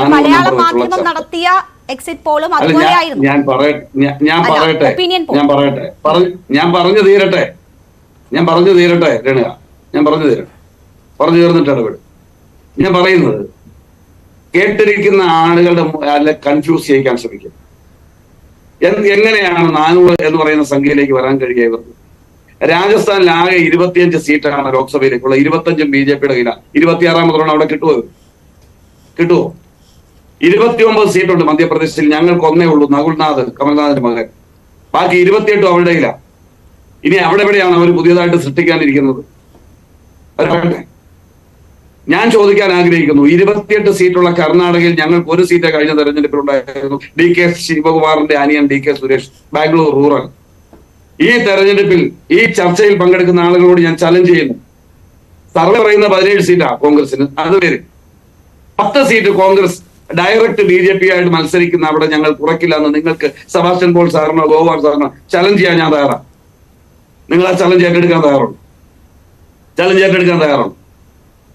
ഞങ്ങൾ നേർക്കുനേർ മത്സരിക്കുന്ന BJPയുമായി നേർക്കുനേർ മത്സരിക്കുന്ന സ്ഥലത്ത് ഞങ്ങൾക്ക് രാജസ്ഥാനിൽ ഒരു സീറ്റ് പോലും ഇല്ല. നിങ്ങൾ പറഞ്ഞു രാജസ്ഥാനിൽ ഞങ്ങൾ തോറ്റില്ലേ? ഞങ്ങൾ തോറ്റു. 30 സീറ്റിന്റെ കുറവ് ഞങ്ങളുടെ ഗവൺമെന്റ് പോയി. 70 MLA മാരുണ്ട് ഇപ്പോഴും കോൺഗ്രസ് പാർട്ടിക്ക് രാജസ്ഥാനിൽ. ഏതാണ്ട് 915 സീറ്റിലേക്കാണ് നിയമസഭാ തെരഞ്ഞെടുപ്പ് നടന്നത്. അതിൽ 409 സീറ്റിൽ ജയിച്ച പാർട്ടിയാണ് കോൺഗ്രസ്. 6 സംസ്ഥാനങ്ങളിലായി 42% വോട്ട് സമാഹരിച്ച പാർട്ടിയാണ് കോൺഗ്രസ്. അതിനുശേഷമാണ് ലോക്സഭാ തിരിച്ചടി നേരിട്ടത്. ഒന്നാമത്തെ കാര്യം മനസ്സിലാക്കേണ്ടത്, ഗോപകുമാർ സാറിനാണ് ഞാൻ മറുപടി പറയുന്നത്. തടസ്സപ്പെടുത്തരുത്. അദ്ദേഹം പറഞ്ഞ ആക്ഷേപത്തെ അദ്ദേഹത്തെ ബോധ്യപ്പെടുത്തേണ്ടത് എന്റെ ഡ്യൂട്ടിയാണ്. കഴിഞ്ഞ 6 സംസ്ഥാനത്ത് പല സംസ്ഥാനത്തും ഭരണം പോയി, ഞാൻ അംഗീകരിക്കുന്നു. ഞങ്ങളെക്കാൾ 10-30 സീറ്റ് കൂടുതൽ BJP ജയിച്ചിട്ടുണ്ട്, അതും ഞാൻ അംഗീകരിക്കുന്നു. പക്ഷേ 42% വോട്ട് ഞങ്ങൾക്ക്, 32% വോട്ടേ ഉള്ളൂ BJPക്ക്. 409 MLA അപ്പോഴും ജയിച്ചു വന്ന പാർട്ടിയാണ് കോൺഗ്രസ്. നിങ്ങൾ മനസ്സിലാക്കേണ്ടത്, കഴിഞ്ഞ തെരഞ്ഞെടുപ്പിലെ സാഹചര്യം എന്ന് പറയുന്നത് CPM സെപ്പറേറ്റ് സ്ഥാനാർത്ഥി നിർത്തി, മധ്യപ്രദേശിലും രാജസ്ഥാനിലും സമാജ്വാദി പാർട്ടി സെപ്പറേറ്റ് സ്ഥാനാർത്ഥിയെ നിർത്തി. ഞങ്ങൾ അന്ന് ഇന്ത്യ സഖ്യം പൂർണ്ണമായിരുന്നില്ല. പക്ഷേ ഈ തെരഞ്ഞെടുപ്പിൽ ഞങ്ങൾ പൂർണ്ണമായ സഖ്യത്തോടു കൂടിയാണ് രാജസ്ഥാനിലും മധ്യപ്രദേശിലും മത്സരിക്കുന്നത്. മിനിമം ഞങ്ങളുടെ പാർട്ടിക്കാർ പറയുന്നതും സർവേക്കാർ പറയുന്നതും കൂടുതൽ സീറ്റാ. 10 സീറ്റ് 2 സ്റ്റേറ്റിലും കൂടെ ഞങ്ങൾ പിടിക്കും. നിങ്ങൾ അംഗീകരിക്കാൻ തയ്യാറുണ്ടോ? നേർക്ക് നേർ BJP ആയിട്ട് മത്സരിക്കുന്ന പോലെ. ഹരിയാനയിൽ 10-ൽ 9 സീറ്റും പിടിക്കാൻ പോകുന്ന പാർട്ടിയാണ്. ഞാൻ ഇത് പറയുന്നത് വെറുവാക്ക് പ്രസംഗിച്ചു പോലെ. നിങ്ങൾക്ക് ഇത് റെക്കോർഡാണല്ലോ. 7 സീറ്റുള്ള സ്ഥലത്ത് 1 സീറ്റ് പോലും ആം ആദ്മിക്കും ഇല്ല, കോൺഗ്രസിനും ഇല്ല ഡൽഹിയിൽ. ഈ തെരഞ്ഞെടുപ്പിൽ നിങ്ങൾ വിചാരിക്കുന്നുണ്ടോ അവിടെ BJP ഏകപക്ഷീയമായിട്ട് ജയിച്ചു പോകുന്നു നിങ്ങൾ വിചാരിക്കുന്നു? പിന്നെ കഴിഞ്ഞ തെരഞ്ഞെടുപ്പിൽ മഹാരാഷ്ട്രയിലെ കാര്യം ഇവിടെ ഗോവാർ സാർ പറഞ്ഞു, ഞാൻ എടുത്തു പറയുക. മഹാരാഷ്ട്രയിൽ ശിവസേന BJPയോടൊപ്പം ആയിരുന്നു. ഉദ്ധവ് താക്കറെ എവിടെ നിൽക്കുന്നു എന്നുള്ളത് വലിയ പ്രസക്തിയുണ്ട്. ശരത് പവാർ എവിടെ നിൽക്കുന്നു എന്നുള്ളതിന് പ്രസക്തിയുണ്ട്. NCPയും കോൺഗ്രസും ശിവസേനയും 3ആയിട്ട് മത്സരിച്ച സ്ഥലത്ത് ഞങ്ങൾ മഹാഅഘാടി സഖ്യം ഒറ്റയ്ക്ക് മത്സരിക്കുകയാണ്. ഈ പ്ലാറ്റ്ഫോമിൽ ഞാൻ ചലഞ്ച് ചെയ്യാണ്. 20 സീറ്റിന് മുകളിൽ ഞങ്ങൾ അവിടെ ജയിച്ചു വരാൻ പോവാ. 8 സീറ്റിൽ തന്നെ കോൺഗ്രസ് ജയിച്ചു വരാൻ പോവാ. കോൺഗ്രസിന്റെ മാത്രം സീറ്റ് വെച്ച് ഞാൻ പറയാം. അതാണ് ഞാൻ തുടക്കത്തിൽ ചർച്ചയിൽ പറഞ്ഞത്. 100 സീറ്റിന് മുകളിൽ കോൺഗ്രസും സഖ്യകക്ഷികളും കൂടി പിടിച്ചാൽ തന്നെ ഈ ഗവൺമെന്റ് മാറപ്പെടും. ആ മാറുന്നതിനുള്ള രാഷ്ട്രീയം തെലങ്കാനയിലെ 15-ൽ 9 സീറ്റും ഞങ്ങൾ ജയിക്കും. അതിൽ കൂടുതൽ കിട്ടിയാലേ പോലും അത്ഭുതമില്ല. ആന്ധ്രയിൽ ഞങ്ങൾ സീറ്റ് ഓപ്പൺ ചെയ്യാൻ പോവാ, തിരിച്ചുവരവ് നടത്താൻ പോവാണ്. ബീഹാറിൽ ഞങ്ങൾക്ക് 40 സീറ്റിൽ 1 സീറ്റേ ഉള്ളൂ. ഈ തെരഞ്ഞെടുപ്പിൽ കോൺഗ്രസ് മത്സരിക്കുന്ന 9 സീറ്റിലാണ് ബീഹാറിൽ. RJDയുടെ ഞാൻ പറയുന്നില്ല, ആം ആദ്മിയുടെ സീറ്റിന്റെ കാര്യം ഞാൻ പറയുന്നില്ല, NCPയുടെ പറയുന്നില്ല, ശിവസേനയുടെ ഞാൻ പറയുന്നില്ല, DMKയുടെ ഞാൻ പറയുന്നില്ല. സമയത്തിന്റെ പരിമിതി കൊണ്ടാണ് ശ്രീ അനിൽ ഇടപെടാൻ പറ്റുന്ന തരത്തിൽ ഈ ചർച്ച ക്രമീകരിക്കാൻ വേണ്ടിയാണ് ഞാൻ എത്താം താങ്കളിലേക്ക്. ശ്രീ PR ശിവശങ്കർ, നിങ്ങളെ സംബന്ധിച്ച് അപ്രാപ്യം എന്നതാണ് ഇവിടെ ചർച്ചയിൽ അനിൽ ബോസ് സൂചിപ്പിച്ചത്. സമാനമായ കാര്യങ്ങൾ തന്നെയാണ് രാഹുൽ ഗാന്ധിയും ഇന്ന് പറഞ്ഞത്. ഒന്നുകിൽ EVM ക്രമക്കേട് വേണം, അല്ലെങ്കിൽ മാച്ച് ഫിക്സിംഗ് ശരിയായ രീതിയിൽ തന്നെ നടക്കണം, അല്ലെങ്കിൽ പ്രതിപക്ഷ പാർട്ടികളെ സമ്മർദ്ദത്തിലാക്കണം, അല്ലെങ്കിൽ 180 നിങ്ങൾ കടക്കില്ല എന്ന് പറയുന്നു, 200 കടക്കില്ല എന്ന് മമതയും ഇന്ന് വെല്ലുവിളിച്ചിട്ടുണ്ട് നിങ്ങളെ. 300+ ആണ് ഇന്ത്യ സഖ്യം, നിങ്ങൾ കുറിച്ചു വെച്ചോ. ശരി, അദ്ദേഹം ഈ ഭയപ്പെടുന്നു അല്ലെങ്കിൽ ഭയപ്പെടുത്തുന്നു എന്നുള്ളതല്ല. ഓരോരോ കാലഘട്ടത്തിൽ ഓരോ വ്യക്തികളുടെ മാനസികവും ശാരീരികവുമായ പ്രശ്നമാണ്. ഞങ്ങൾ ഭയപ്പെടുന്നുണ്ടോ അല്ലെങ്കിൽ അവർ ഭയപ്പെടുന്നുണ്ടോ എന്നുള്ളത് അവരുടെ മാനസികവും ശാരീരികവുമായ പ്രശ്നം പോലെ ഇരിക്കും. അതുകൊണ്ട് തന്നെ ഒരു കാര്യം ഉറപ്പാണ്, ഈ രാഷ്ട്രീയ ഒരു അസംഗീത ഘട്ടത്തിൽ നമ്മുടെ സെബാസ്റ്റ്യൻ പോളിന്റെ സാറിന്റെ ഭാഷ പറഞ്ഞു കഴിഞ്ഞാൽ ഒരു ഭാവിയെ അവരുടെ നിലനിൽപ്പിനെ ഒക്കെ തീരുമാനിക്കുന്ന ഒരു വിഷയം. അത് സത്യത്തിൽ ശരിയാണ് കേട്ടോ. സെബാസ്റ്റ്യൻ പോൾ സാർ രണ്ടാമതാണ് പറഞ്ഞെങ്കിലും ഈ പ്രതിപക്ഷ കക്ഷികളുടെ ഭാവിയും അവരുടെ നിലനിൽപ്പിനെയും തീരുമാനിക്കുന്നതാണ്. പ്രത്യേകിച്ച് അവരുടെ ചില കുടുംബാധിപത്യ പാർട്ടികളുടെ ഭാവിയൊക്കെ തീരുമാനിക്കാൻ പോകുന്ന തെരഞ്ഞെടുപ്പാണ്. അക്കാര്യത്തിൽ ഞാൻ അംഗീകരിക്കുന്നു. ഞാൻ പറയാൻ ആഗ്രഹിക്കുന്നത് 400 എന്ന് വെച്ചിരിക്കുന്നത് ഞങ്ങൾ മുന്നോട്ട് വെച്ചിരിക്കുന്ന ഒരു തിരഞ്ഞെടുപ്പിലെ പ്രതീക്ഷയാണ്, ഞങ്ങളുടെ ആത്മവിശ്വാസമാണ്. അത് ഇല്ലാത്ത ഇപ്പം ഇവിടുന്ന് ശ്രീ കോൺഗ്രസിന്റെ വക്താക്കളൊക്കെ പറയുന്നത് ഇവിടെ എന്ന് പറഞ്ഞാൽ പോലല്ലോ, അവിടെ ഞങ്ങൾ 300 കടക്കും 400 കടക്കും എന്ന് പറയാനുള്ള ആത്മവിശ്വാസം ഒരുമിച്ചില്ലാത്തത് എന്തുകൊണ്ടാണ് എന്ന് നമ്മൾ ആദ്യം ചിന്തിക്കണം. 2, നമ്മൾ മനസ്സിലാക്കേണ്ടത് ഇപ്പോ നേരത്തെ പറഞ്ഞപ്പോൾ സൂചിപ്പിച്ചിരുന്നു, ജമ്മു ആൻഡ് കാശ്മീരിലൊക്കെ കാര്യം പറഞ്ഞിരുന്നു. ജമ്മുവിൽ ഇന്ന് ഈസ്റ്റർ റാലി നടന്നിരിക്കുന്നു. അവിടെയെല്ലാം പ്രധാനപ്പെട്ട പള്ളികളിൽ നിന്ന് വളരെ വിപുലമായ രീതിയിൽ ഈസ്റ്റർ റാലി നടക്കുന്നത് എത്രയോ വർഷങ്ങൾക്ക് ശേഷമാണെന്ന് അവിടുത്തെ പള്ളിയിൽ വന്നിരുന്ന എല്ലാവരും സമ്മതിക്കുന്നു. അപ്പോൾ അതെങ്ങനെ നടക്കുന്നു? ഇത് അവിടെ കുറച്ച് രാഷ്ട്രീയ പാർട്ടികളുടെ നേതാക്കൾ മാറിയിരുന്ന് ചിന്തിച്ചുകൊണ്ട് അവർ BJPക്കെതിരാണെന്ന് പറഞ്ഞത് കൊണ്ടോ ആ സംസ്ഥാനത്തിനെതിരാണെന്ന് പറഞ്ഞാലോ ജനങ്ങൾ വിശ്വസിക്കില്ല. ജനങ്ങൾക്ക് അവിടുത്തെ ന്യൂനപക്ഷങ്ങൾക്ക് മനസ്സിലായിരിക്കുന്നു, രാഷ്ട്രീയ സാഹചര്യം മാറിയിരിക്കുന്നു, വികസനത്തിന്റെ വലിയ പാത വന്നിരിക്കുന്നു, അവിടെ ഐക്യത്തിന്റെ പാത വന്നിരിക്കുന്നു, അവിടെ ഭാരതത്തിന്റെ വലിയ രീതിയിലുള്ള വളർച്ച അല്ലെങ്കിൽ വികസനം വന്നിരിക്കുന്നു. മണിപ്പൂർ വിഷയം ഇവർ കത്തിച്ചിട്ട് ഇന്ന് കേരളത്തിൽ പോലും മണിപ്പൂർ വിഷയം ഏറ്റെടുക്കാൻ ആളില്ലാതായിരിക്കുന്നു. ഇപ്പൊ ഗുജറാത്തിൽ നിന്ന് പ്രതീക്ഷിക്കുമെന്നാണ് ഇവർ പറയുന്നത്. തീർച്ചയായിട്ടും ഗുജറാത്തിൽ നിന്ന് അവർക്ക് 10 സീറ്റ് കിട്ടുമെന്ന് ഞാൻ അനിൽ ബോസ് പറയുന്നുണ്ടെങ്കിൽ എനിക്ക് സന്തോഷമേ ഉള്ളൂ. ഒരു ജനാധിപത്യത്തിൽ അത്തരത്തിലുള്ള കാര്യം നടക്കട്ടെ. ഏതായാലും ഒരു ആത്മവിശ്വാസമില്ലാത്ത രാഷ്ട്രീയ പാർട്ടിയായി മാറിയിരിക്കുന്നു, പ്രസ്ഥാനമായി മാറിയിരിക്കുന്നു ഈ കോൺഗ്രസും അല്ലെങ്കിൽ അത്തരത്തിലുള്ള സഖ്യകക്ഷികളും. ഞാൻ നേരത്തെ അവരുടെ കണക്കുകൾ പറഞ്ഞിരുന്നു, ഇന്ന് ആരൊക്കെ കൂടെയില്ല, ആരൊക്കെ പ്രതിപക്ഷമായി. അപ്പൊ MLA-മാരുണ്ട്, ഞങ്ങൾക്ക് പെർസെന്റേജ് ഇല്ല എന്നുള്ളത് പറയണതൊന്നും അർത്ഥമില്ല. ജനങ്ങൾ കൈവിട്ടിരിക്കുന്നു, ഭരണം പോയിരിക്കുന്നു. ഭരണമില്ലാത്തടത്ത്, പണമില്ലാത്തടത്ത് ഞങ്ങൾ വിജയിക്കുമെന്നുള്ള ആത്മവിശ്വാസം നല്ലതാണ്. എനിക്ക് അതിൽ കൂടുതൽ ഒരു വളരെ വിചിത്രമായി തോന്നിയത് എൻ്റെ അടുത്ത സുഹൃത്തും അതല്ലെങ്കിൽ ഞാൻ പല സംശയങ്ങളും ചോദിക്കുന്ന ആളാണ് ശ്രീ സെബാസ്റ്റ്യൻ പോൾ സാർ.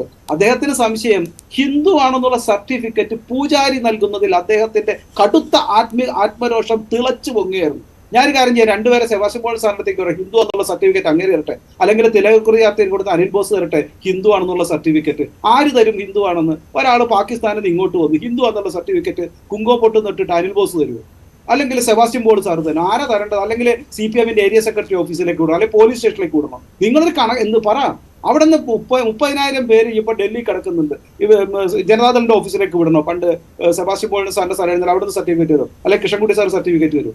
ഇത്തരത്തിൽ ജനങ്ങൾക്ക് പ്രായോഗികമല്ലാത്ത കുറെ കാര്യങ്ങൾ പറഞ്ഞുകൊണ്ട് ജനാധിപത്യത്തെയും അതല്ലെങ്കിൽ ഇപ്പൊ പറയുന്നത് ഭരണഘടനയെ രക്ഷിക്കാൻ, ജനാധിപത്യത്തെ രക്ഷിക്കാൻ റിപ്പബ്ലിക് തകർന്നു. ഇവർ 2014 എന്താ പറഞ്ഞിരുന്നത്?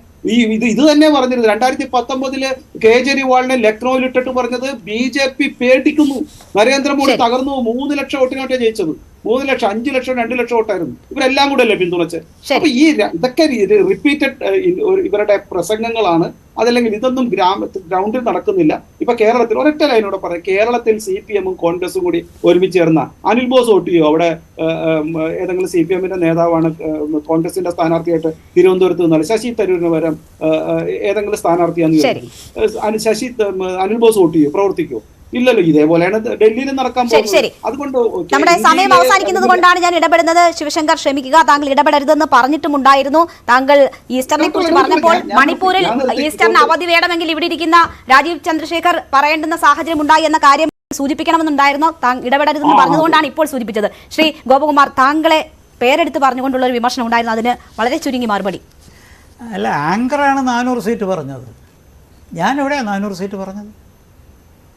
കേവല ഭൂരിപക്ഷമാണ് NDAക്ക് കിട്ടാൻ പോകുന്നത്. ഞാൻ ഇന്നലെ ഏഷ്യാനെറ്റ് ചർച്ചയിൽ വളരെ വ്യക്തമായിട്ട് കണക്ക് ചോദിച്ചപ്പോൾ BJPക്ക് 290-നും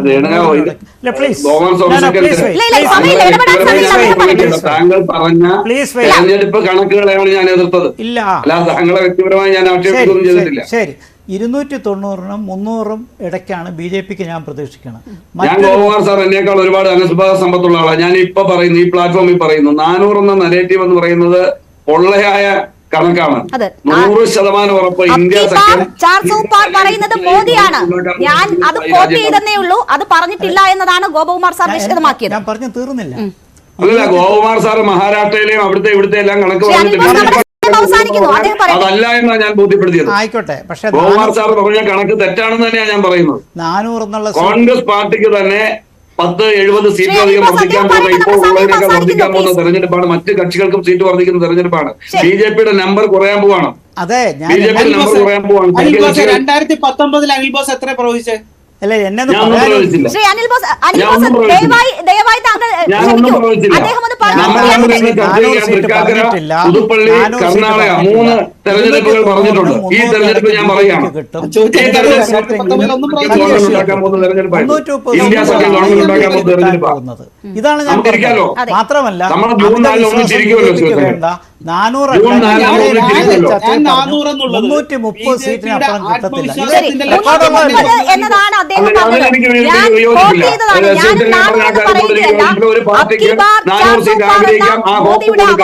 പക്ഷെ ഞാൻ പറയുന്നു, അതിലേക്ക് എത്താൻ നിങ്ങൾക്ക്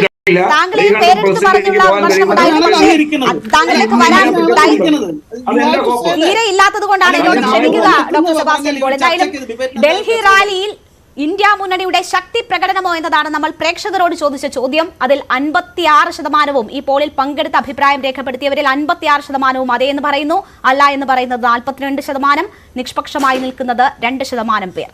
ചർച്ചയിൽ പങ്കെടുത്ത എല്ലാ അതിഥികൾക്കും വളരെയധികം നന്ദി. അന്തിച്ചർച്ച പൂർണ്ണമാകുന്നു. നമസ്കാരം.